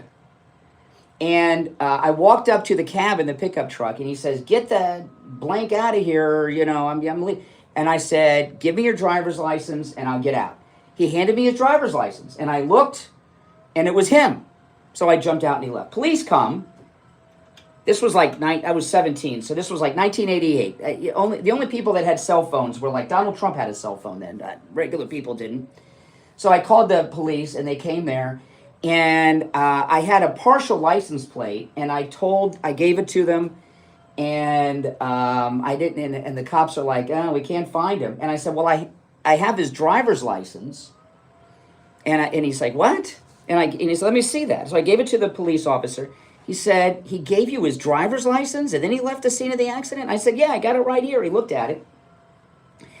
And he said he was probably drunk or doped up. And since you're not in the hospital, it's not as serious as if I came here and he was drunk. But you know what he did? He got the other cop and they drove to his house and got him right there. Right? And it was hilarious. I couldn't believe it. Well, that's what that idiot just did. He did the equivalent of that guy who gave me his driver's license and then left the scene of the accident. He gave me all his information. So I want to thank you for that, stupid. All right. See what you have to do when you support Trump? Yeah. Okay. We'll be right back. Making morning. It's the Steve Kane Show with Brian Craig.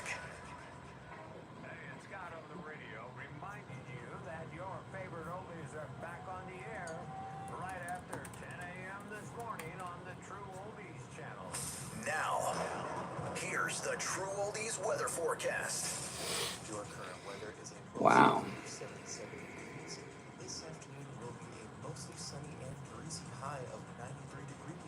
while this evening will be a breezy and otherwise clear and humid low of 78 degrees.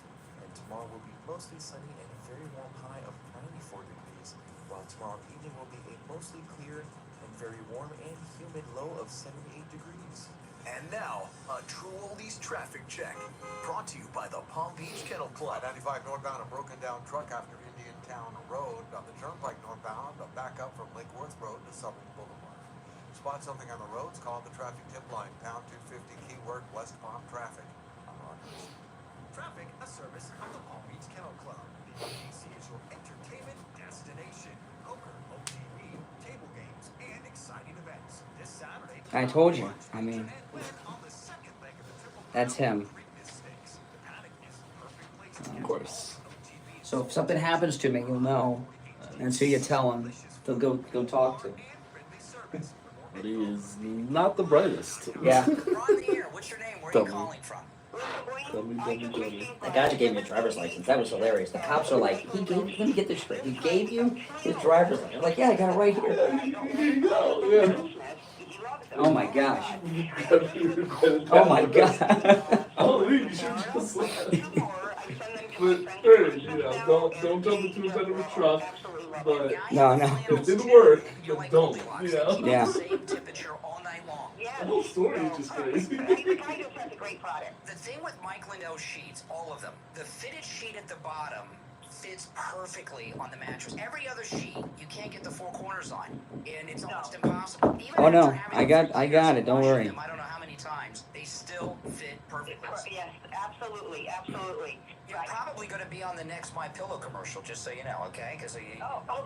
Okay, just to let you know. You heard Lynn from Boynton. She loves her My Pillow sheets. Order yours right now at a huge discount. Use our promo code KANE, K-A-N-E, at checkout at mypillow.com. This is Mark Laporta, son of Tom Laporta and proud second-generation owner of Laporta Roofing. As a military veteran who served in the Army after 9/11, I've brought the same dedication and discipline to our family business. At Laporta Roofing, we've been serving our community for nearly 4 decades, and we're committed to continuing that legacy of excellence. Our team specializes in all types of roofing systems, from shingles to tile, slate, metal, and flat roofs. We're the go-to experts for single-family homes, HOA communities, and condo associations. What sets us apart is our unwavering commitment to customer satisfaction. I've personally implemented systems to ensure you receive the best in customer service and workmanship. Don't miss out on our limited time offer for a free roof inspection. Call us now at 954-604-4602 or visit us at laportaroofing.com.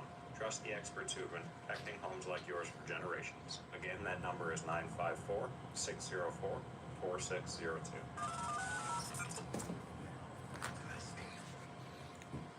Craig, celebrating 48 years on the All right, we're back. Calls on hold, stand by. I'm not wearing a belt today, and I didn't wear a belt for the last couple years. And I didn't think too much about it other than I'm not wearing a belt anymore. And I didn't realize the reason I wasn't wearing a belt is because my body was holding my pants up without the need of a belt. And I forgot to put a belt on today, and my pants are falling down. I mean, you can see, my underwear's showing. I just showed everybody on YouTube my underwear on the side. You can see there's my underwear right there. See, my pants are falling down, and it's because I lost all this weight from Coastal Weight Loss Secret.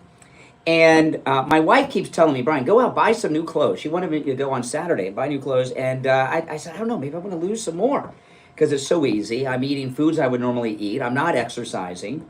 I'm not taking any prescription medications. And I'm not hungry, ever. And the weight just melts off. So I don't know. I think I might lose some more. Coastal Weight Loss Secret, I want to tell you 2 things that I've learned about our listeners. This first one, this is really amazing. How many people are going in as couples, married couples, going in together to Coastal Weight Loss Secret to lose weight together? And that's really awesome because most people, if one person, if the wife or the husband need to lose weight, the other one typically does because you have the same lifestyle, right? You eat the same stuff and all that stuff. So that's really cool. And also, we have a lot of listeners from all over the country that are calling Coastal Weight Loss Secret. You don't have to be here locally in South Florida and going in person. You can do everything remotely. So give Coastal Weight Loss Secret a call. When you call, make sure you tell them you heard about them on the True Oldies channel. 561-247-6300. 561-247-6300. And online, coastalweightlossecret.com. Oh boy, this is a fun day. You're on the air. What's your name? Where are you calling from? We're going, Brian in Florida. All right, Brian in Florida. I'm Brian in Florida too, so. Yo, must mean we'll be friends. I don't know. We'll see. I think we will. I'm a Trump supporter. Okay, you called me. You have something on your mind? Yeah, so, I mean, thanks for having me on. I noticed you were wearing the setup.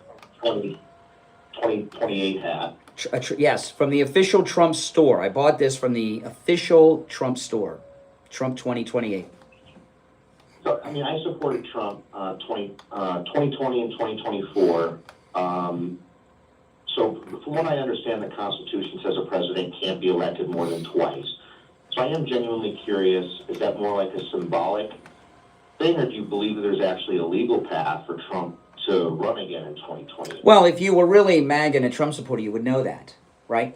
The Constitution can be amended. In fact, it was amended in 1951 with the term limits, right? So there could be another amendment that does away with the amendment, and you could have unlimited terms, which means that Obama could run, even though he's already had 3 if you count Biden.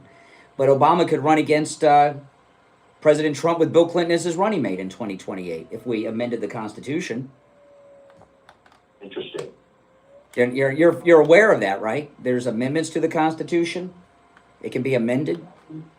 Yeah, there could be. I mean, what are the reasons specifically for amending the Constitution at this point in our nation's history? On this specific thing or in general? Well, either. I mean, I'm open to either. Oh, well, in this instance, why do you think? See, I would like to have Trump run in 2028, and then in 2032, and 2036, and 2040 for the rest of his life. I'd like him to be president. Why do you think I would like to amend the Constitution to allow him to be president for another term? Why do you think? Well, I think if we can prove that he was legitimate. No, that's not why. No, that's not why. Why do you think I want him to have another term? Or 2 or 3 more? I think because he's a great president, I think it would be your reasoning, because he does things right for America, because he has a long-term vision of it. Listen, we've had, of all the presidents we've had, okay? He's 45 and 47, but he's really the 45th in number, right? Because we've had 45 presidents. They don't get counted twice when they do the 2 terms, right? So out of all of our presidents, out of all of them, he is the only president that's not owned by the donors or the special interest of the day, all the way back to George Washington. He's the first president we've ever had that is not beholden to those people, who's not corrupt, who's not bought off by donors, who only is accountable to the American people. That's one main reason. And the chances of having another president at that level, we're going to have other MAGA presidents, but the chances of having somebody that's completely independent, like Donald Trump, is not likely. I mean, that's the main reason. There's other reasons too, but that's a big one. I get it. I mean, I think he's a great president too. I just think, we risk destroying the MAGA movement by tying it to one man. It's not tied. Listen, this is the deal, okay? This is the deal. We did not have term limits until 1951. So the country was founded when? 1776. Yeah. So for almost 200 years, not quite, 25 years short of it, but for 175 years, we didn't have term limits. So we went longer without term limits than we've had them. So I don't know why it's such a bad idea. I think, if we look at, Franklin Delano Roosevelt, I think the reason that we came up with that was to prevent what happened with Franklin Delano Roosevelt, the complete takeover of the government. And I fear that adhering to conservative principles if we allow the executive branch to have more power, it swings both ways. No, you still gotta have elections. We're not talking about appointing him president for life. We're talking about him running every 4 years and being elected. You still have to run and get elected. The more entrenched an executive is, the more power they have over the election process. So We don't have term limits in Congress. I mean, look at some of these people, or the Supreme Court. Look at Ruth Bader Ginsburg. She was at hospice care on the court. we should have term limits. We should, but we don't. And they're never going to, because Congress will never pass bills that are going to put most of them out of a job. It's a miracle that we have a term limit in the executive office. Even though I love Trump, I would vote for him again if the country moved in that direction and changed the Constitution I would be on board with it. But I think the Constitution was changed many times. You know, the Constitution was changed to give women the vote. And the argument you're making is what Republicans amended the Constitution in 1920 to give women the vote. The Democrats opposed it, right? So what your argument is, oh man, why amend the Constitution? We're going to give these ladies the vote? Why? They haven't had the vote all this time. Why are we going to give them the vote now? So anytime somebody's talked about amending the Constitution, the left have been against it most of the time. The Constitution was amended to free the slaves by President Lincoln. The Democrats opposed that, like they're opposing this now. No, yeah. I think we have to try different paths to do what you're trying to achieve. Because I would be on board with it. I think finding a way to delegitimize the last time around with Biden, because we all know that it was stolen. All right, listen, I'm going to run. What's the number one reason that makes you be a Trump supporter? You support Trump because? He supports America. Well, what does he do for America that makes you say you're MAGA? Well, he's bringing manufacturing home to America. He doesn't support trans ideology. He's for supporting the American family. Okay. So why would you not want him to be president again if he's elected? It's not that I don't want him to be president again if he was elected. I would actually vote for him again if he was... Okay, so you're on board with me. All right, listen, I got to run, so you're on board with me. Now, I want to talk about the Sloman's doorbell camera offer. You can get a free camera from Sloman's, a doorbell camera with the installation of your Sloman Shield, and you can see why I have so much security just by the call earlier. Obviously the doorbell camera is an important part of your security system, which records, this is for that call earlier. Anytime there's movement at your house, you get a notification, you can see it, and it records it in high def, at 4K and everything. You can see the people coming to your house. That's right, and it's saved. And you can show it to law enforcement. Isn't that something? That's right. Get your Sloman's doorbell camera. You can get one for free with the installation of your Sloman Shield. But you know what? Sloman's is going to give you more than that. Listen to this. Sloman's is going to give you a free customized home security system and professional installation when you use their low-cost central station monitoring. You get an LED touchscreen, a motion detector, 10 contacts, a lifetime warranty, and a backup battery. Okay, plus you get a free doorbell camera with the installation of your Sloman Shield. Give them a call right now. 833-283-5050. 833-283-5050. We'll be right back. Hard truth. Delivered morning 6 to 9 right here on The Steve Kane Show. Attention, true oldies listeners. By popular demand, Sloman's is bringing back their unbeatable offer. How would you like to spring into the season with a free doorbell camera? Yes, you heard that right. You get a doorbell camera, and you get a doorbell camera. Everybody gets a doorbell camera. That's right. The first 40 callers who dial 1-833-283-5050 can unlock this limited time offer, featuring a free doorbell camera that connects directly to your smartphone, complete with professional installation of your Sloman Shield. But wait, there's more. When you activate our low-cost central station monitoring, you'll also receive a free customized home security system, along with professional installation. Your new security system includes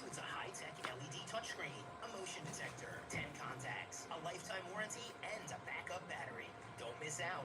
Be one of the first 40 True Oldies listeners to call 1-833-283-5050 to claim your free doorbell camera with Sloman Shield installation. That's 1-833-283-5050. Call now.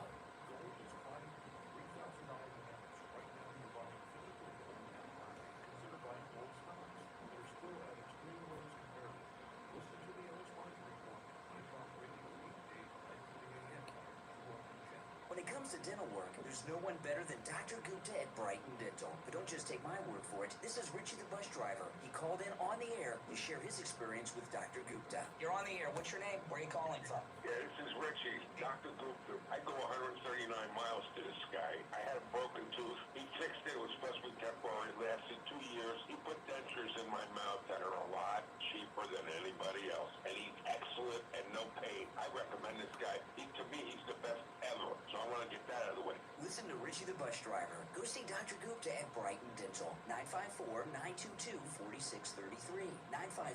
954-922-4633. Do you suffer from neuropathy? I did, until I went to Lighthouse Medical Center in Pompano. Numbness, pain, burning, tingling in my hands and feet, muscle weakness, loss of balance, muscle twitching have all but disappeared. Say goodbye to your neuropathy symptoms. Call Lighthouse Medical Center for a free consultation.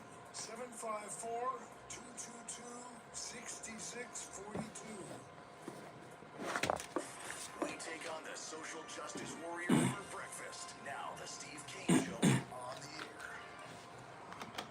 All right, an exciting day here on the Steve Kane Show. I'm Brian Craig. Let's go back to our phones. You're on the air. What's your name? Where are you calling from? Yes, you're on the air. Once.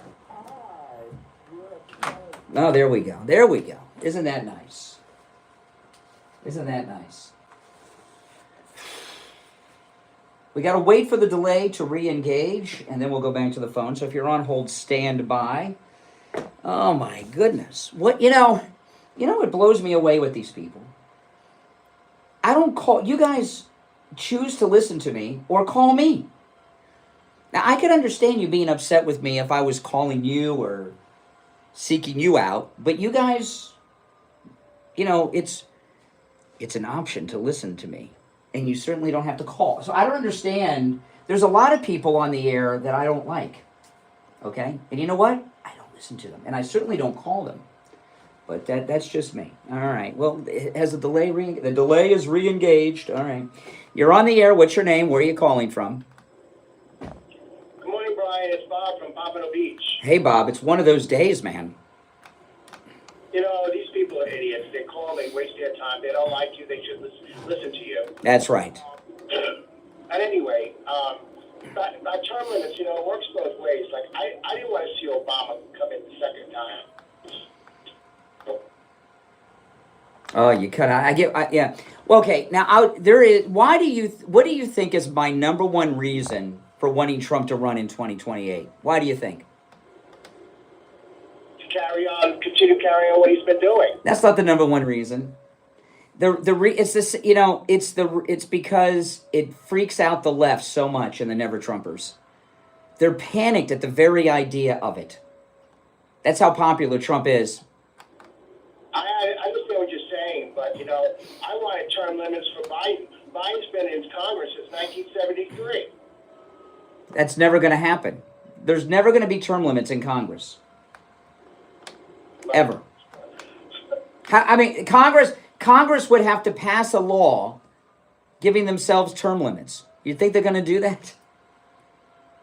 No. Exactly.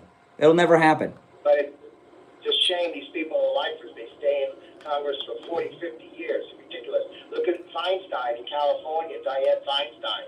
I wish she had a fixture there. The reason now, my guess is, I mean, I've never studied why they brought term limits in after Roosevelt, but my guess is the Republicans were behind that, right? And that's, and the Republicans had to have been behind it. The Republicans put candidates up in all four of those elections and lost to Roosevelt. So, it was done not to preserve anything other than the Republicans wanted to be able to come back. And they didn't think that they were going to ever be elected again to the White House. So they amended the Constitution. Yeah, but it works both ways. You know, you could have some Democrat come in, and so there's no term limit. So Well, that's how it works. I mean, you win elections, you lose elections. You got to suck it up. Thank you, Brian. You have a great show. All right, take care. All right. You're on the air. What's your name? Where are you calling from? Jay. Oh, hey, Jay. Yeah, last week we were talking about the fact that, taking an extra turn in. And I said to you, and you said it didn't matter. I said, well, if that's the case, if you want another term, that means Obama could come back and run you. Yes. Yeah. Now, I seen you talking to the guy a couple of guys ago, that would be a terrible thing. So that wouldn't be a good idea if we let Trump run again. But that's weird that you would say that now when I told you that last week. I didn't say that. Yeah, I think you got me confused with the caller. Let Obama run. He can have his plagiarist daughter who steals other people's work and then gets paid big money by Nike to copy it. She can do his campaign ads. Why don't we just let the president, who's there now, go back over to Saudi Arabia and let them buy more of our country? Why don't we just let them do that, like your president? Wait a minute. I missed this. You're telling me that a part of the United States is no longer part of the United States, that President Trump sold it to Saudi Arabia? I'm telling you that your president went over to Saudi Arabia. Yes, correct. Took up all the money he could and stuck it in his pocket, like him and his sons are doing, right in front of everybody. No, the deals he made deals with U.S. companies like Boeing. No, he made personal deals. What personal deal did Donald Trump make? Build golf courses and buildings and all kinds, and all the money. And Excuse me. Excuse me.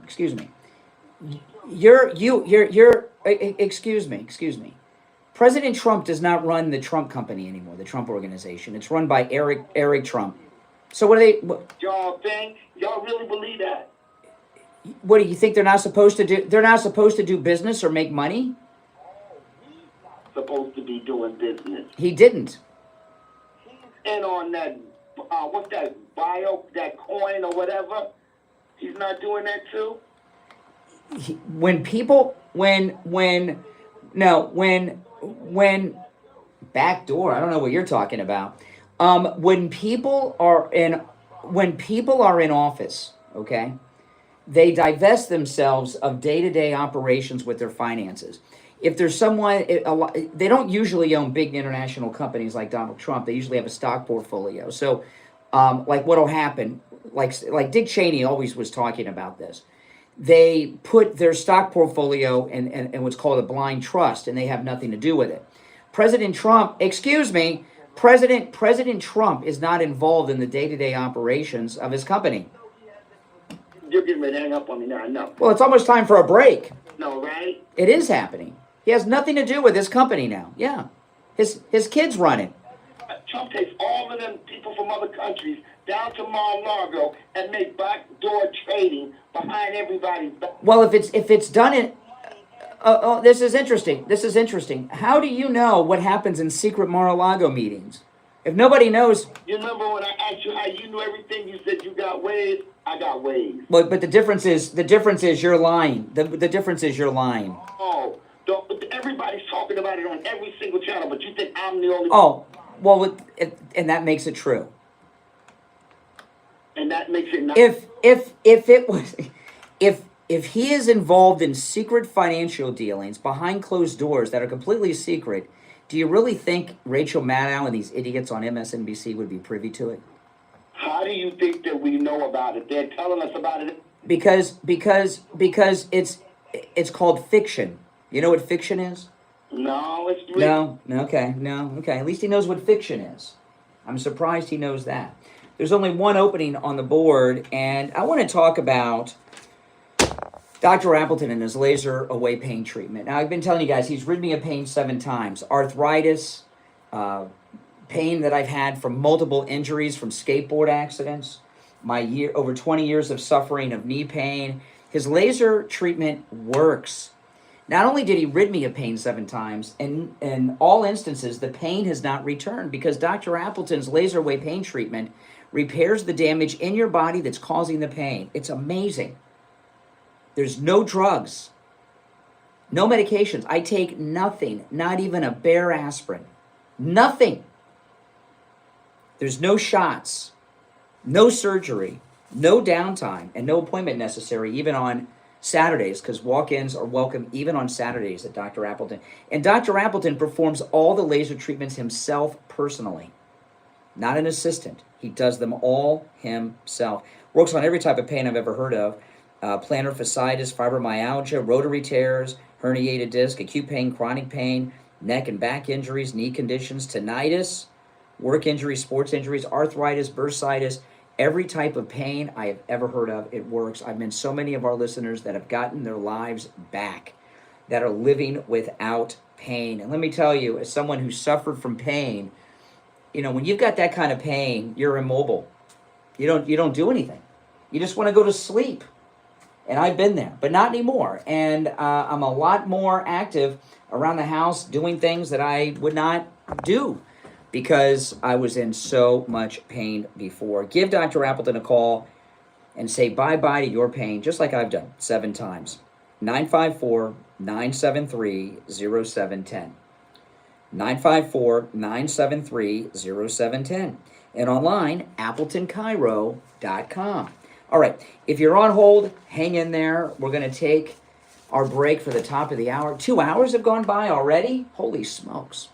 Oh, every line on the board is lit. So if you're on hold, stand by. We will go to the phones after the break. I'm Brian Craig. You're listening to The Steve Kane Show, Florida's longest running radio show. We'll be back right after our top of the hour break. Don't go anywhere.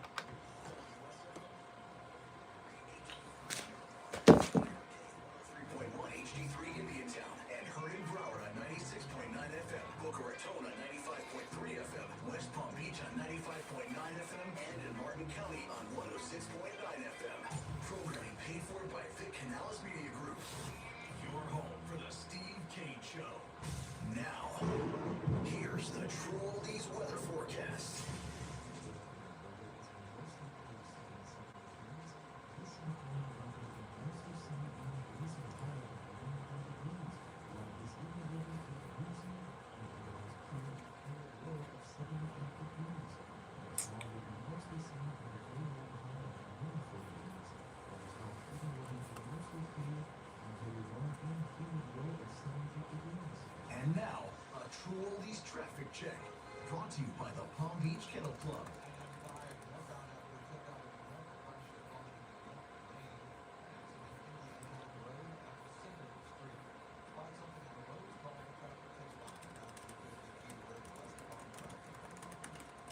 Traffic, a service of the Palm Beach Kennel Club.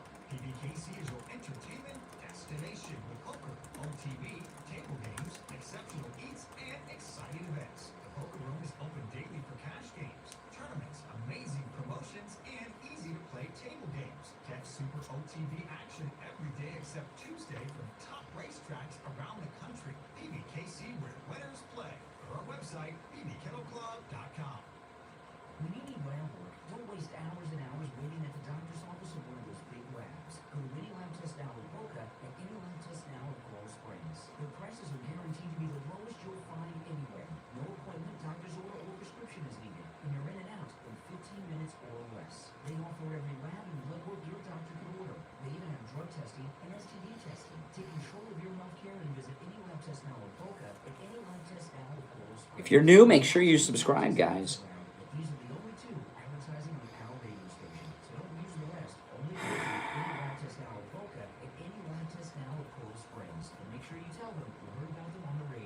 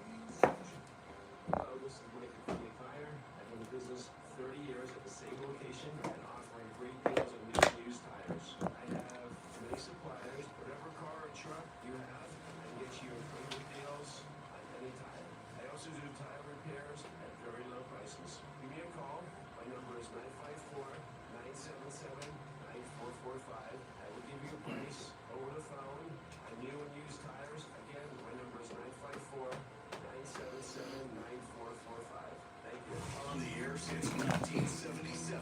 It's the Steve Kane Show with Brian. All righty. The third hour has begun. I'm Brian. I'll take some calls before we do any recapping or get into the other issues of the day. You're on the air. What's your name? Where are you calling from? You're on the air? Once. Yes. Twice. All right. You're out. You're on the air. What's your name? Where are you calling from? Yes. Oh. You're on the air. Okay. Once, twice. All right, you're out. Well, let me do some recapping. If you'd like to call in, please do. Oh my goodness. You know what's going on here? You know what's going on here? Total meltdowns of Trump derangement on the in the country. Really, I mean, liberals are without question losing their minds, and you see it each and every day. Are those the spots I have to do this hour? Okay, good. Just want to make sure. Okay, now if you're on hold, hang in there. I will go to the phones in a few minutes. I wanted to share this clip. It's not the kind of thing I would normally spend too much time with, but it's important to share because, you know, Hannity has a very good line that I don't know if he still uses this on the radio, but he did for many years. He said, we're here, 5 days a week combating liberal media bias, right? I always thought that was pretty good. And, one of the things that we do here is combat not the liberal media bias only, but also the talking points. And they have one of the biggest talking points they have is that the Republicans are cutting Medicaid, which contrary, we talk about how Medicaid is not just for poor people when we talk to Attorney Barry Siegel, but the liberals think it's only for poor people, and they're saying we're cutting Medicaid. And this is Steve Scalise. And remember, Steve Scalise was shot by a campaign worker for Bernie Sanders. So Steve Scalise was shot by a Democrat and luckily survived. And this is Steve Scalise, who was shot by the Bernie Sanders campaign worker, talking about the Medicaid cuts, the truth, and the big beautiful bill. And let's keep in mind, Medicaid still grows under this bill. It just doesn't grow as dramatically. It's been one of the biggest growth areas of the budget. But we do put some constraints in place in terms of work requirements and say, if somebody's able-bodied and they can go get a job and they're living in their mom's basement playing video games, I'm sorry, you got to go get a job. Yeah, I mean, what's wrong with that? And they're calling that Medicaid cut. Now there is cuts so far as people getting Medicaid that aren't supposed to get it, like all the illegals. Okay, there's a lot of that going on. There's no question about that. But what this work requirement, it really cracks me up because I don't think that's going to stay in Medicaid. Medicaid is not welfare. Okay, that welfare to work thing came in the Clinton years. And the reason that came in, Newt Gingrich passed it when he was Speaker with the Contract for America.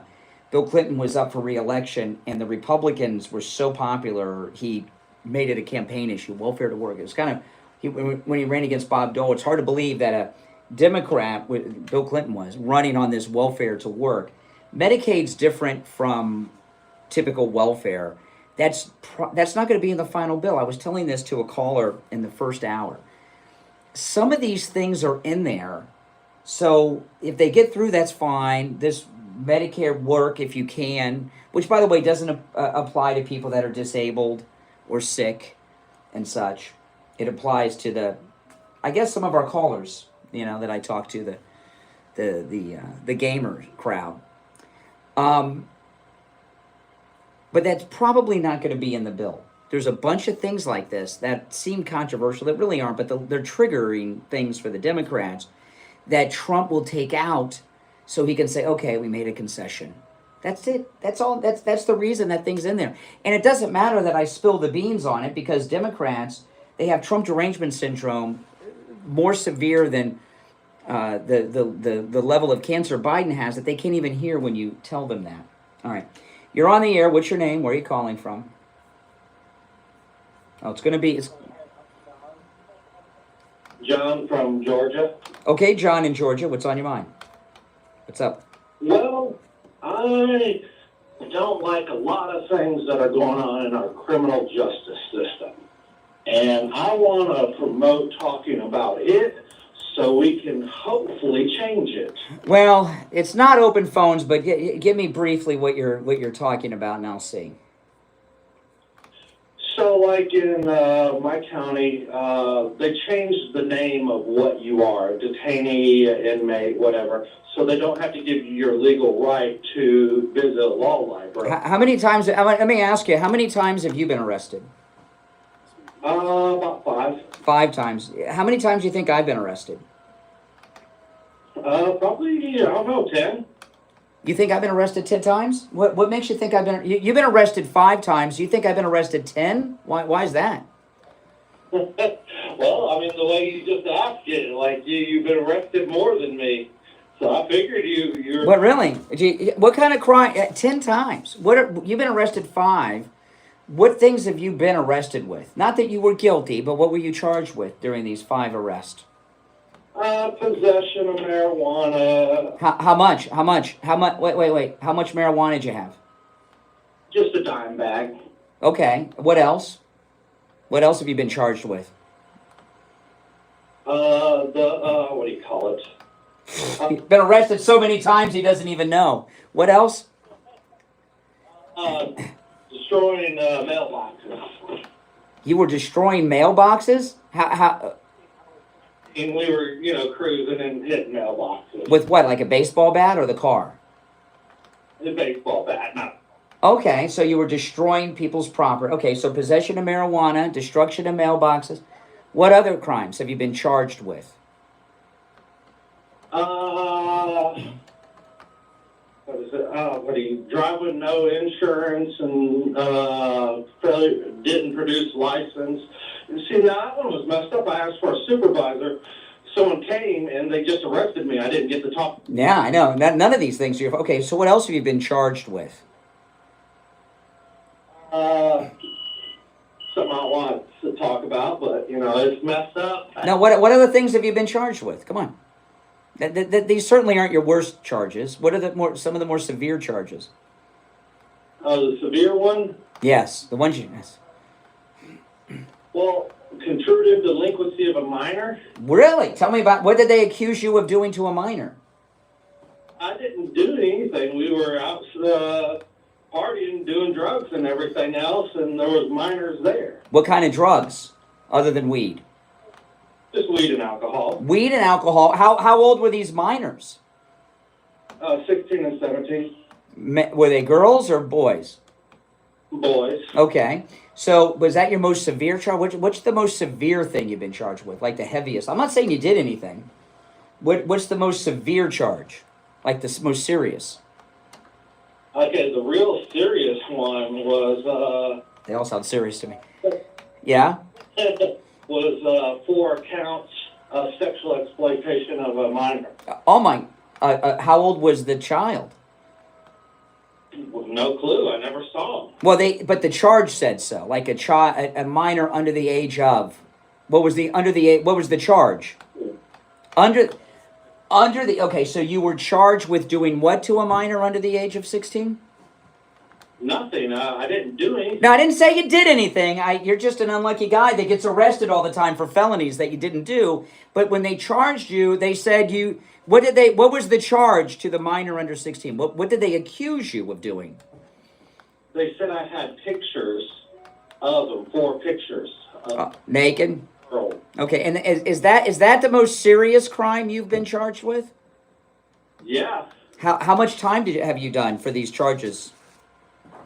A lot of the stuff I had was misdemeanors, and I did just very little time. Stuff, and got probation and whatnot. Violated probation once, but that was BS too. I know, just like everything else. I mean, So what about these charges with the minor under the age of, what was it, under the age of 16? Yeah. Oh my goodness. How much time did you get for those charges? 2.5 years. I got 6, but I did 2.5 years. Oh, so you've been to the actual prison, because if you do over a year, you're not in the county jail. So you've been to prison. So was it a state or a federal prison? Oh, okay. And was it like maximum security?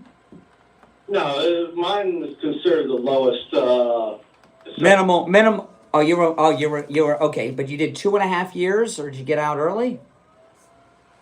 I did 6 months in county, a year and a half in prison, and 6 months in work release. Oh my goodness! So throughout your entire life, how much time have you been locked up?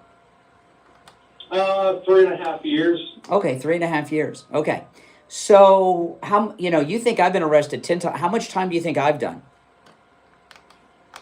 Probably less than a year. Yeah, oh yeah, that's for sure. Want to guess again?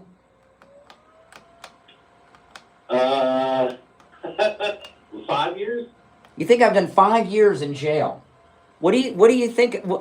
What do you think I've done? This is this is such a great call. This is really a great call. I'm gonna share with you a secret. I haven't done 1 second in jail, and I've never been arrested. Now, no, I'm not lucky, and you're not unlucky. Why? What? Well, twice for being white. Okay, I've been pulled over many times in my life too. I've been pulled over, but I've never been arrested. So, why do you think well? You must play your stuff and had video cameras recording. No. No, because I'm a law-abiding citizen. I'm not driving around smoking weed or things with minors or whatever else, or I'm not vandalizing people's property. There's I'm a law-abiding citizen.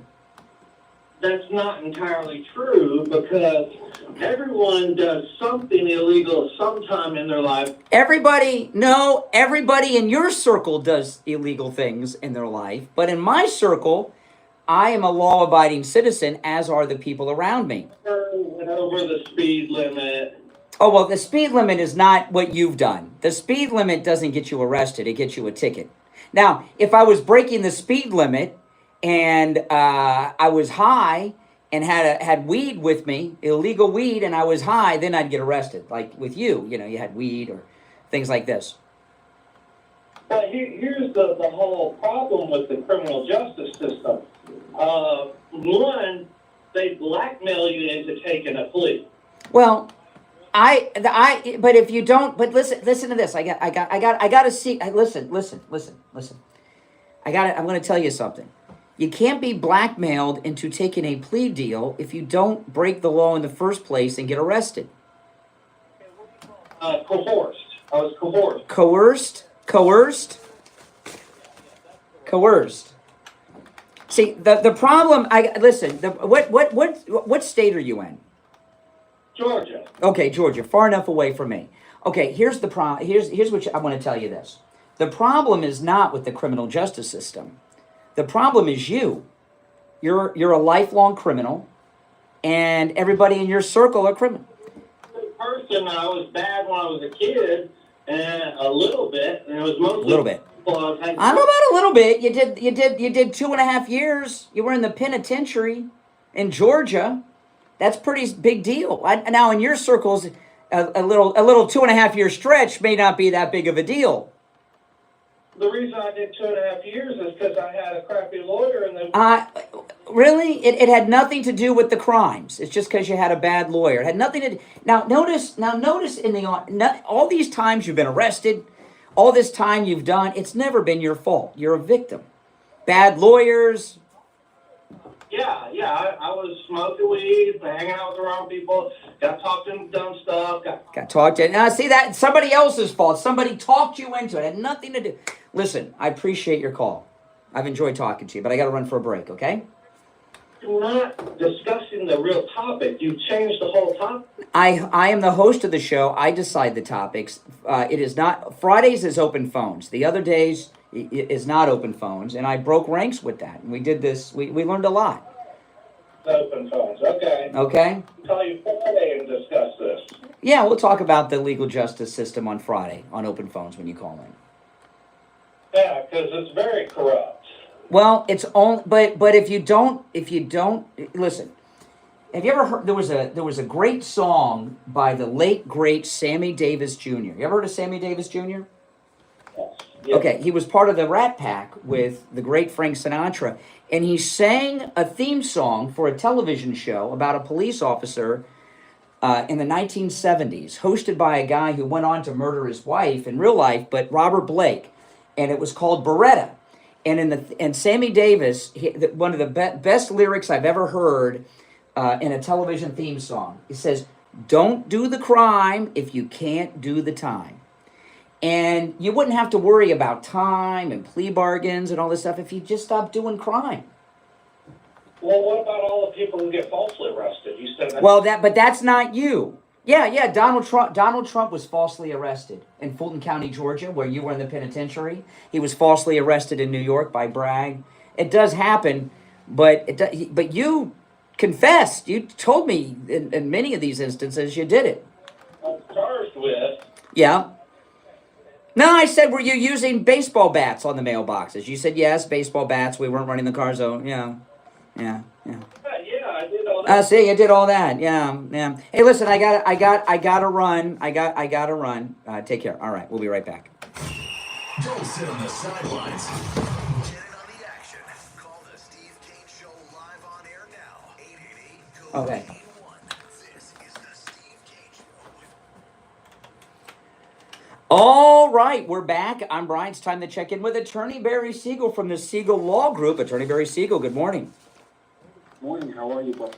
Good. I was just talking to a guy who spent some time in prison and was blaming his lawyer. Yeah, but you're not that kind of. You're not a criminal lawyer. You're a good lawyer. We're lawyers that we do estate planning, helping people set up their wills and trusts. We do elder law, which is helping people have a path to long-term care being paid for, and we handle probate and trust administration, and that's it. And as far as the elder law, what that is asset protection for folks who need care at some point, whether it be at home or in an assisted living facility or a nursing home. And a lot of people don't have a plan together to take care of the cost of this long-term care. And it may be too late for many of you to get long-term care insurance. And even if you could, it's very expensive and you have to qualify for it. So what we do at the Siegel Law Group is we give people a second chance to have a way to pay for this long-term care. So if this is something that you're concerned about, something that might be keeping you up at night, then you should call our office for a free review of your current long-term care status. And we could take a look and see where you are to see if you're in a position where you could potentially qualify to have government benefits pay for this care for you. And if not, then we could take some measures to make sure that you or you and your spouse are in a position to be able to qualify when or if that time should unfortunately come.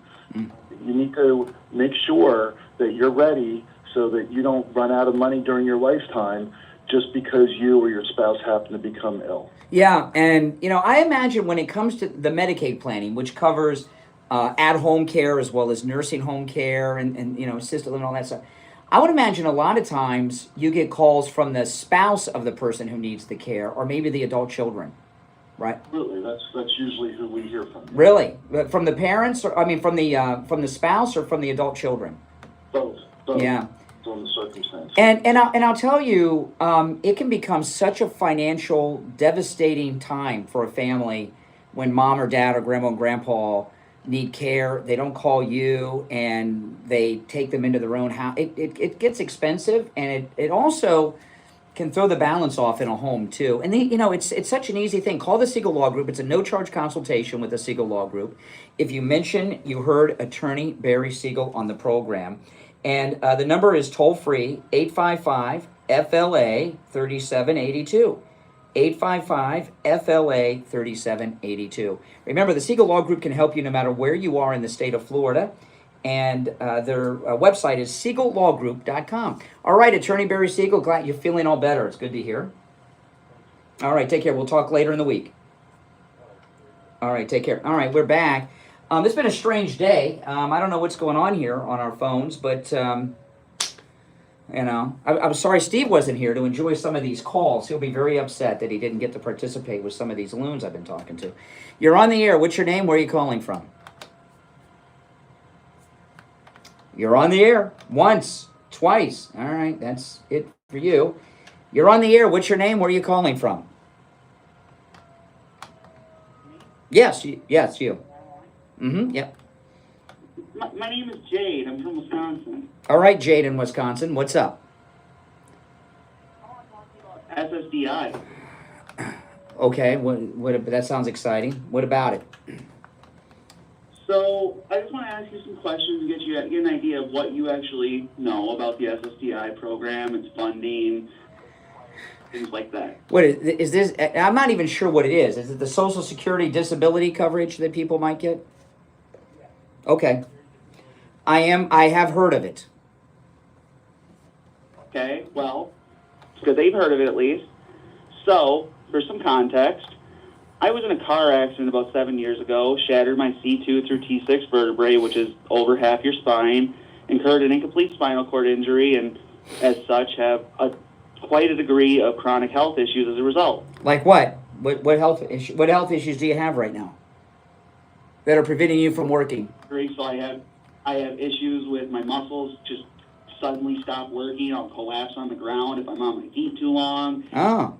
For more than 10 minutes, I'm in such severe pain. I start hyperventilating.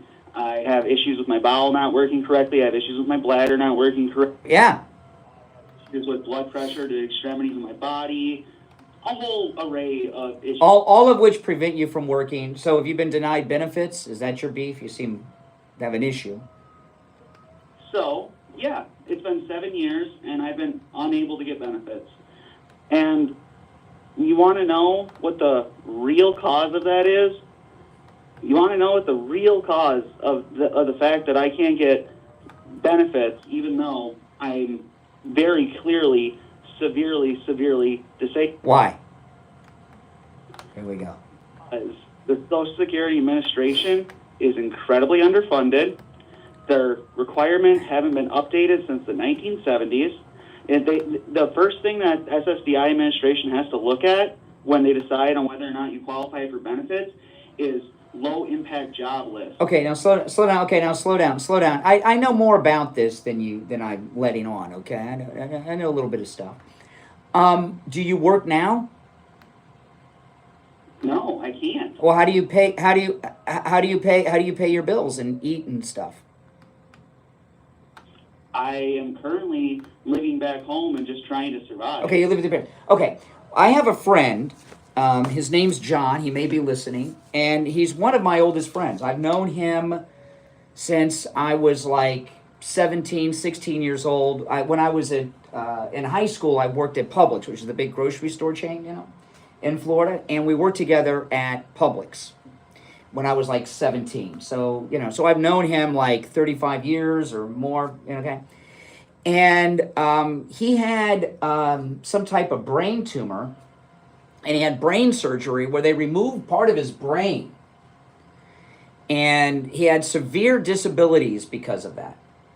And he, like you, and he was legit. I mean, because I know him, and he's a hardworking guy, and it pained him to apply for Social Security. And I know others that have had similar things, but it pained him to apply for Social Security disability, but he was denied. Now, and I remember when he was going through this process, and people had told him that they deny everybody they can the first time. You got to reapply. He reapplied. He was denied. That was years ago. So what do you think my friend did that was legitimately disabled and had part of his brain removed? What do you think he did after he was denied the second time?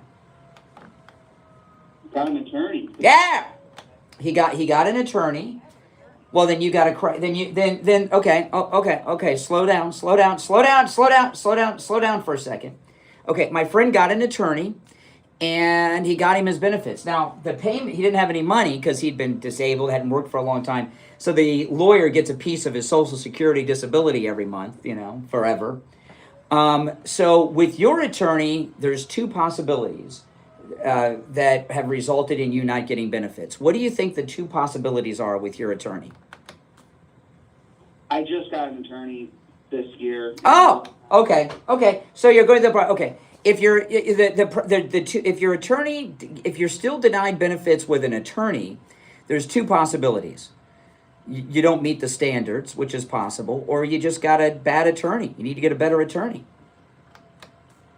Right, but that's not really where my questions are leading. So my next question for you is, do you know what the majority of the cost is for the SSDI administration? I have no idea. What? So when you go through SSDI, you hire an attorney, and you need to go use an attorney to get it. The way that the payment works is they take a portion from whatever you get for your payback, and the state, or not the state, but the SSDI administration pays the rest of it. The largest contributing cost factor to the Social Security Administration is attorney fees. 80% of the costs that Social Security Administration has to... Okay, whatever. Whatever. But here's the thing, and I'll give you some advice. Okay, we've been talking. Well, I'm gonna give it to you anyway. Well, I don't care what you want. I'm gonna give it to you anyway. Okay. I believe your situation, and I feel your pain. I do. However, we've been talking for a few minutes on the phone. You sound fine. And in 2025. There's all kinds of at-home work that people do, oftentimes disabled people. Why? You can talk on the phone. For how long, though? I don't know. Well, you've been talking to me. You've been talking to me for You've been talking to me for 13 minutes and 37 seconds.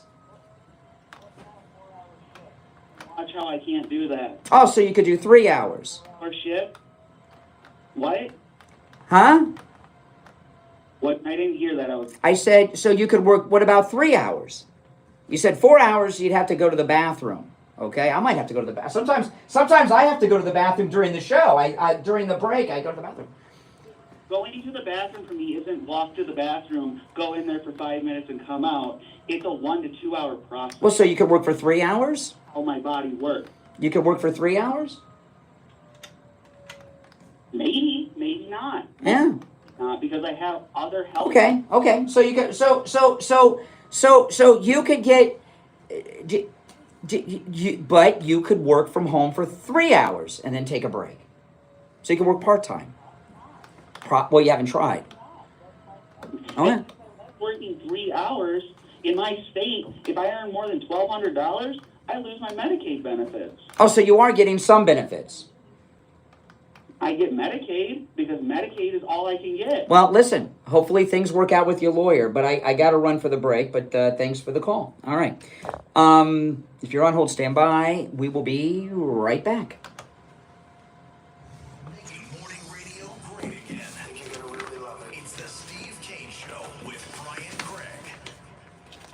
Hey, it's Scott on the radio reminding you that your favorite oldies are back on the air right after 10 a.m. this morning on the True Oldies channel. Now, here's the True Oldies weather forecast. Your current weather is a mostly clear 77 degrees. This afternoon will be a mostly sunny and breezy high of 93 degrees, while this evening will be a breezy and otherwise clear and humid low of 78 degrees. And tomorrow will be mostly sunny and a very warm high of 94 degrees, while tomorrow evening will be a mostly clear and very warm and humid low of 78 degrees. And now, a True Oldies traffic check. Brought to you by the Palm Beach Kennel Club. On the Turnpike southbound at Stop and Go from Okeechobee Boulevard to Lakeworth Road. An accident reported North Lake Boulevard west of US 1. Spot something on the roads, call the traffic tip line down 250 keyword West Palm traffic. I'm Rogers. Traffic, a service of the Palm Beach Kennel Club. PBKC is your entertainment destination with poker, OTV, table games, and exciting events. This Saturday, come out and watch, wager, and win on the second leg of the Triple Crown, the Preakness Stakes. The paddock is the perfect place to catch all the OTV and sports action with over 140 HD TVs, delicious food, full bar, and friendly service. For more info, go to pbkennelclub.com. If you're a homeowner with a homeowners association and your roof is old or compromised, you need to call Tom Laporta at Laporta Roofing. Laporta Roofing has been in the roofing and construction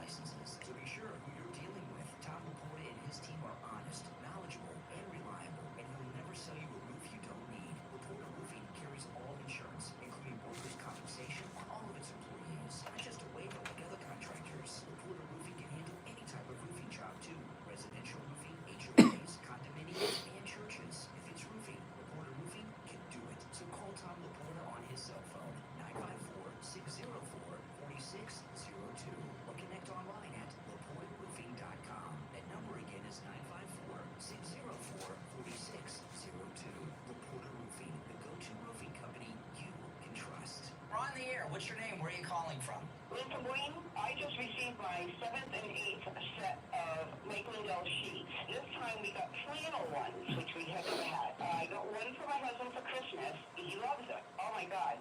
And especially with the cold days and nights we've been having the last few months in Florida, I got 2 more. I send them to my friends for Christmas now, and they just love them. Absolutely love them. Yeah, I have the flannels too. You're like Goldilocks. They keep you the same temperature all night long. Yes. So, perfect. But the guy just has a great product. The thing with Mike Lindell sheets, all of them, the fitted sheet at the bottom fits perfectly on the mattress. Every other sheet, you can't get the 4 corners on. And it's almost impossible. Even after having them for years and washing them, I don't know how many times, they still fit perfectly. Yes, absolutely, absolutely. You're probably going to be on the next My Pillow commercial, just so you know, okay? Because okay. Okay, just to let you know. You heard Lynn from Boynton. She loves her My Pillow sheets. Order yours right now at a huge discount. Use our promo code KANE, K-A-N-E, at checkout at mypillow.com. Now, back to the Steve Kane Show with Brian Craig. All right. I feel like Dr. Laura today on the show. I bet, remember Dr. Laura? Yeah. Whatever happened to Dr. Laura? She probably asks herself that, but remember the people with problems today.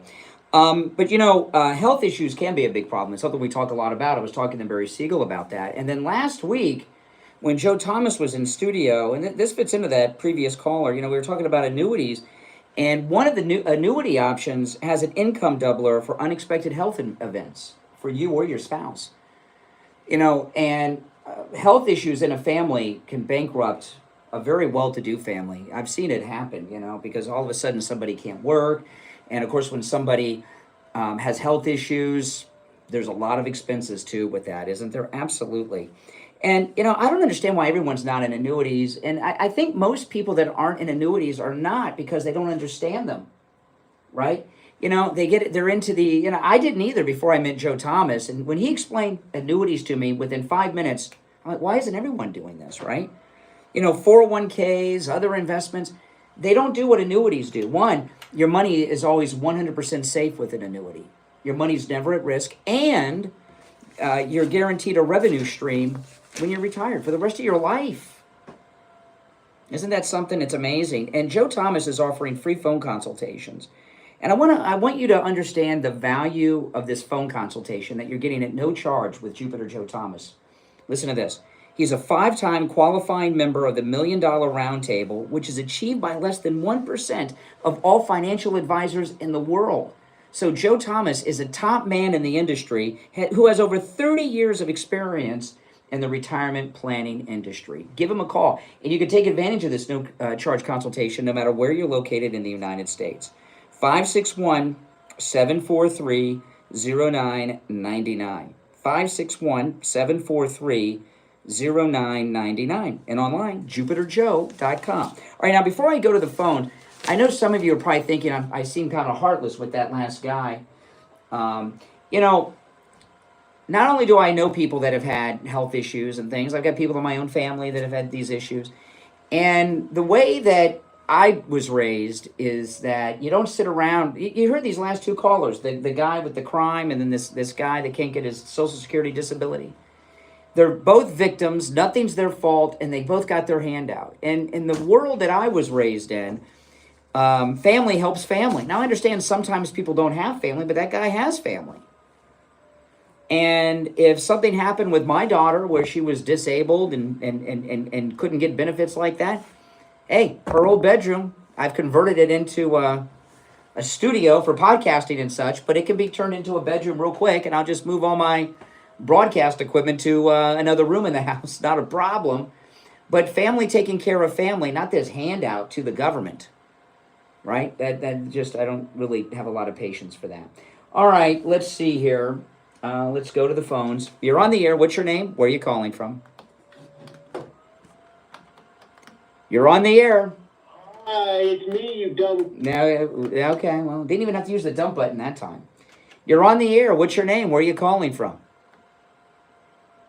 Oh, am I on the phone? You're on the phone and on the air. What's your name? Where are you calling from? It's Jade again. I didn't... Jade, it's 1 call per day. But Are you the, well, no, I had to take a break, but you told me you can't talk very long. You might have to, are you the disabled guy or the convict? I'm the disabled one. Well, you told me you can't talk long. Excuse me. I had to go to a break. You told me you can't talk long because you might have to go to the bathroom.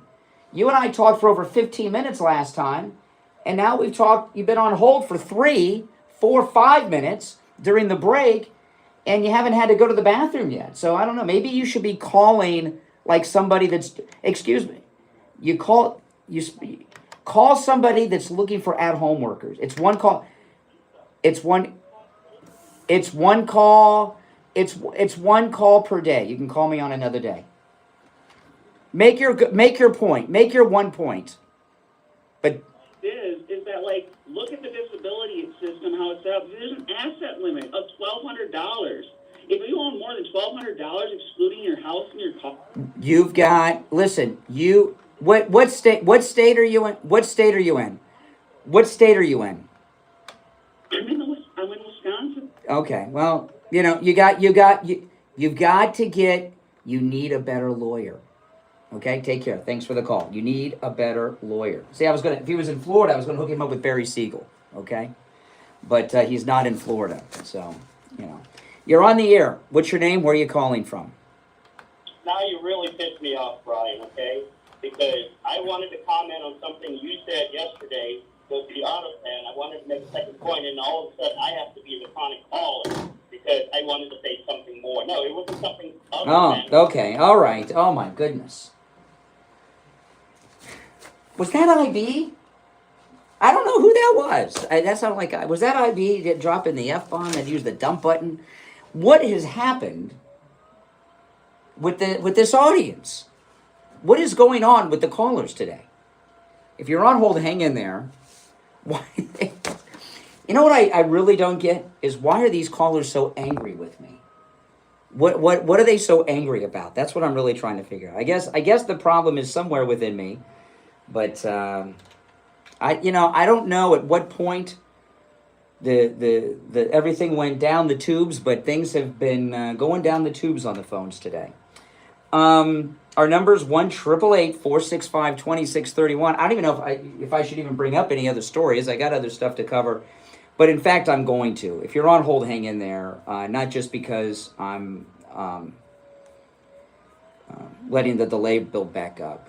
Scott Adams. You hear about Scott Adams? Scott Adams, he's the creator of, isn't it Dilbert? And he's a conservative. And he made an announcement yesterday. And I probably shouldn't tell this story. He's a good guy, but he stole some of my material once and got credit for it and got like millions of views online. I was really upset. In Trump's first, I'm going to play this thing. I have run-ins with people, not just callers. But in Trump's first term, I asked Alexa, I said, who is, what is the name of that reporter? He just left CNN. He was the White House correspondent for CNN in Trump's first term. Oh, I just forgot his name. And they put him on late at night on CNN, so he quit, and he's doing a podcast now. Do you guys know who I'm talking about? Oh, what is that guy's name? You guys know who I'm talking about. What is that guy's name? I cannot remember his name to save my life. He was the White House correspondent for CNN in Trump's first term. Okay, and he just left CNN. Oh. Was it Jim Acosta? Okay. In Trump's first term, he had a run-in with Trump in a press conference. And I really didn't know anything about Jim Acosta at the time. So I asked Alexa, who is Jim Acosta? And Alexa said, Jim Acosta, I couldn't believe this. Alexa said, Jim Acosta is a fake news journalist who currently is the White House correspondent for CNN, and then went on to some other things. And I couldn't believe it. And I asked Alexa like 3 times, and it said the same thing. Now, this is before I was on YouTube. I was on Periscope, and Scott Adams, I can't remember if he was on YouTube or Periscope at the time, but we don't know each other, but we know of each other. And I made a video, and I put it on Periscope. I told the whole story, and I made a video showing my Alexa who is Jim Acosta, and it says Jim Acosta is a fake news journalist who's the White House correspondent for CNN, and I couldn't believe it. And I put it online, and it was getting views like nobody's business. And then Scott Adams, who's famous for the Dilbert, that's a famous thing. It's a nationally syndicated cartoon in the newspapers and everything. So he's famous, not like me, you know. And he saw my video, and then he did it himself and put it up like he discovered it, and he got like millions and millions of views.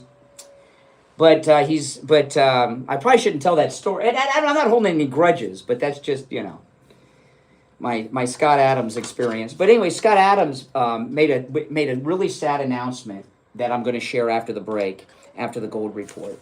But first, I want to talk about Coastal Weight Loss Secret. You know, I was talking earlier in the show about Coastal Weight Loss Secret, and I'm not wearing a belt today. My pants are literally falling down, and I was showing Mike. You can see they've really been falling down, and I just forgot to put a belt on, and I went 2 or 3 years, maybe a little longer, without wearing belts unless I was dressed up, and I didn't realize it until I lost all this weight. Thanks to Coastal Weight Loss Secret. The reason I wasn't wearing a belt is because my waistline was so big that I didn't need to. Everything was tight, and it just held everything up. And I've lost all this weight, and I have lost inches, multiple inches off of my waist. I'm looking forward to when I go out and buy new pants, because I know what size pants I was wearing to see how many sizes I've gone down. But Coastal Weight Loss Secret, I've lost all this weight. I feel great. You can see where I've lost the weight on my face and my neck and stomach, those of you who watch me online. And if you see me walking around, I put on a pair of swim trunks. The other day, I was doing some workout in the yard. I was going to get wet, and I put on swim trunks. They were old swim trunks. They fell down. I couldn't get them to stay on. You know, that's how much weight I've lost. With eating foods I would normally eat, no exercise, and I'm not taking any prescription medications like Ozempic or anything, okay? Give Coastal Weight Loss Secret a call. Their number, and make sure you tell them you heard about them on the True Oldies channel when you do call. 561-247-6300. 561-247-6300. And online, coastalweightlossecret.com. All right, let's check in with William Youngerman from the offices of William Youngerman Incorporated in Boca, with the morning gold and precious metals report. William Youngerman, how are the metals looking today? Metals looking good, Brian, after a nice update yesterday. Gold gaining $26.70 on Monday after trading in a range of $32.28 to $3,200. I'm sorry, I'm looking at the right numbers. Yesterday, gold's closing out up $26.70, yeah, $32.28.40 on the close. Silver up 5 cents, closing at $32.31.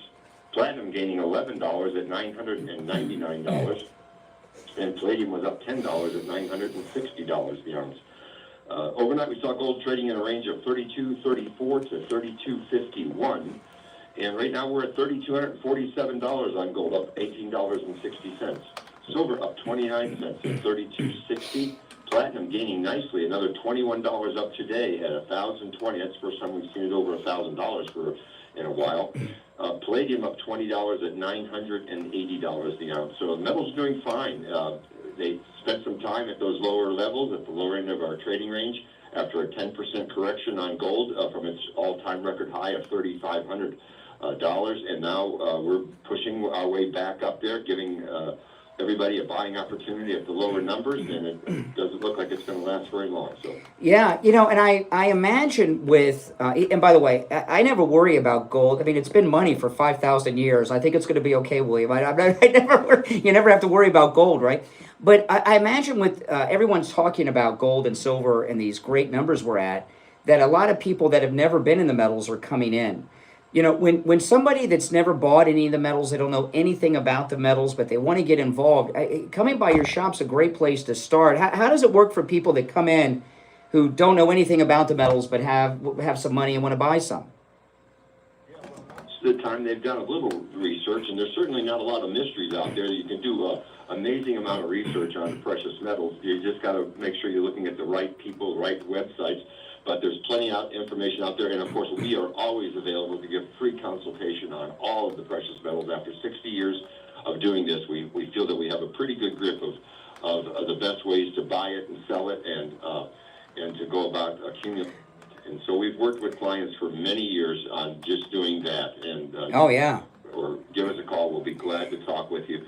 It's not near as scary or difficult as it sounds, and it's certainly the one of the best assets you can. You take delivery of your precious. Absolutely. And don't pay too high of a premium for anything. Yeah, and I'll tell you, because how long have you been in business, William Youngerman, again?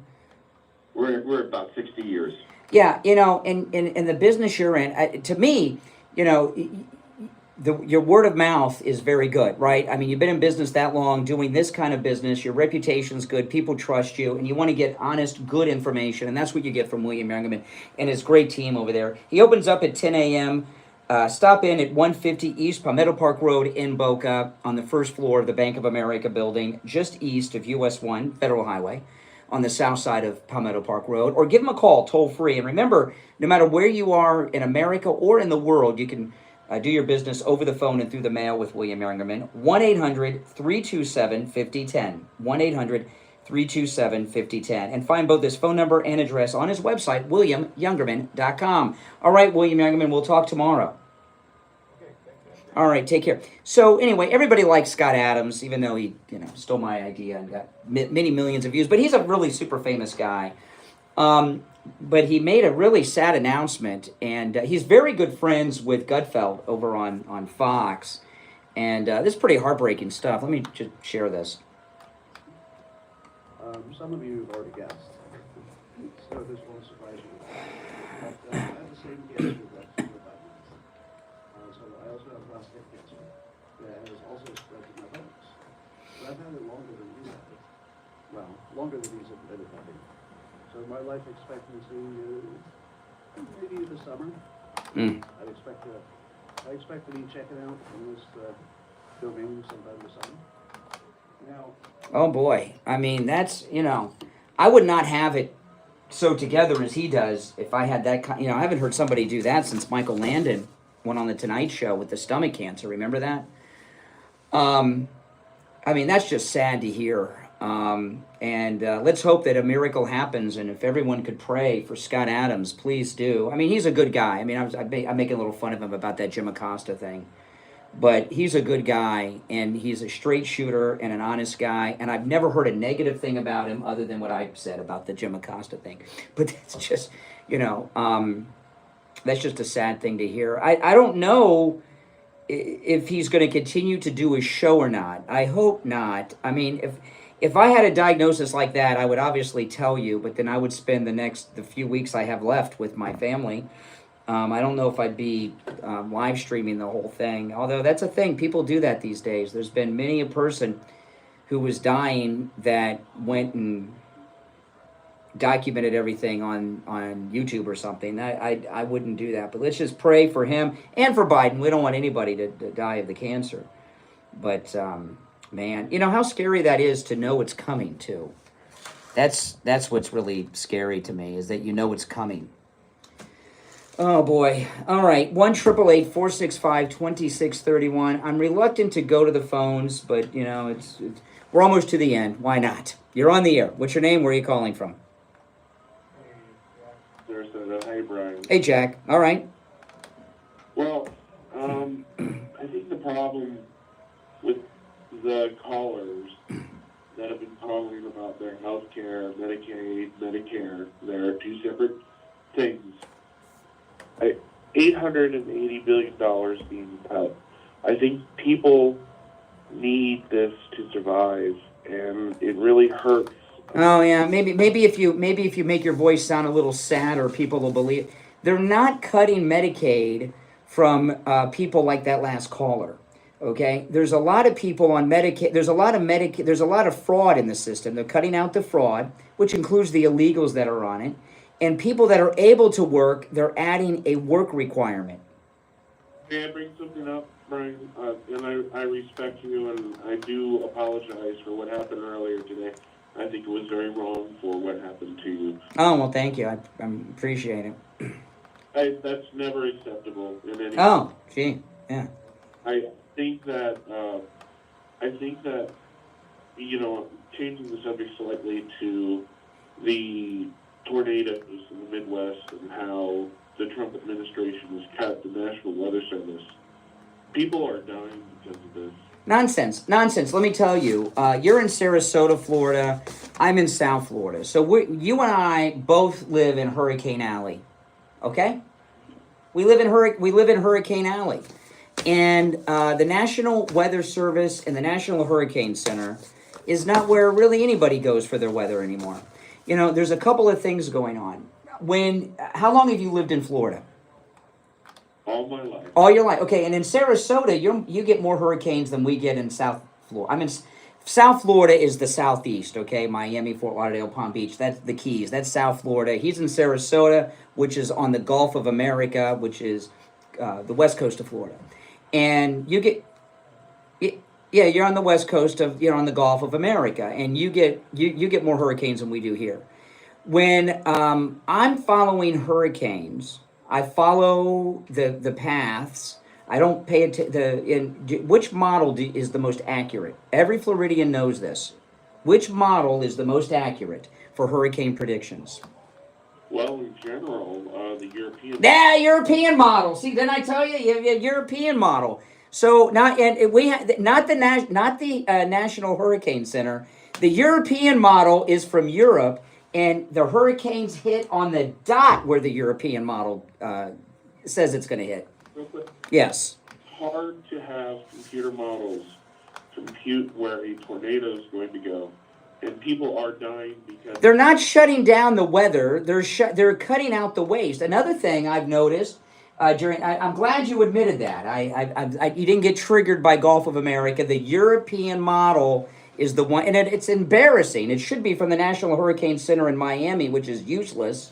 You know, there's two tells, right? The European model and wherever Jim Cantori from the Weather Channel is. That's where the hurricane will always hit on a dime. The other thing is, in the last couple of hurricane seasons, there's a bunch of meteorologists who don't work for any network or television show. They have a studio at home like I have, and they do their own weather from home on YouTube and on X and stuff, and they're very accurate as well. They're talking about hurricanes, Brian. I'm talking about tornadoes. They do the same thing. There's storm trackers. I used hurricanes because we're in Florida. Help the people who are helping those Oh. of a tornado are not there. Yes, they are. Yes, they are. Yes, they are. They're cutting out the waste in these systems. Right. People are dying. Oh, wait a minute. Somebody has died. Okay, hold on. Somebody's died because President Trump cut funding to the National Weather Center? Is that what you're telling? Who? Who and where? Who, what, where? Look at No, don't look. You told me that there's someone who's dead. They were killed by a tornado because of Trump, and you're telling me to look at it. You don't know? How could you accuse him of murder? And yeah, if he's responsible for the death, he murdered someone. You're very lucky, because I got to tell everyone about Dr. Appleton and his laser wave pain treatment, and we're short on time. But yeah, it's the European model, and he couldn't tell me a name of a person who's dead because of Trump cutting funding to the National Weather Center, which I don't even know if that's true. But, Dr. Appleton and his laser treatment, the first time he treated me for my knee was almost 3 years now. It's going to be 3 years in August that he treated me the first time for my knee pain. And 3 years later, I remember it was in August very clearly. The reason I remember it is because there was things going on that I remember. That's when the radio station got bought by the current company. They took over in July, and about a month later, I went over and met Dr. Appleton. So it'll be 3 years in August. He rid me of pain for the first time in my knee 3 years this coming August. And I'd suffered with pain in that knee since I was about 20 years old, and the pain has not returned. It's amazing. Give him a call. Now, when you take advantage of the no-charge consultation with Dr. Appleton, if you have x-rays or scans, bring them with you. Dr. Appleton will look at them for you. And remember, appointments are not necessary and walk-ins are welcome, even on Saturdays. Give them a call and say bye-bye to your pain, too. 954-973-0710. 954-973-0710. And online, AppletonCairo.com. All right, to those of you on hold, hang in there. We'll be back tomorrow at 6 a.m. We're out of time for today. My name's Brian Craig. This is the Steve Kane Show, Florida's longest running radio show on the radio since 1977. And some strange calls today, some very strange calls. I must tell you, some very strange calls. But tomorrow's another day, guys. Listen, thanks everyone for tuning in. Pray for Scott Adams and pray, of course, for Joe Biden. That's a terrible way to go, what Scott Adams is going through, and he almost has a date stamp on it from what his doctors told him. Tough time. All right, God bless America. Pray for Scott Adams. Pray for Biden. See you tomorrow. All right, guys, thanks for watching. I got to clear out. I'll see you later. Now, if you're new, make sure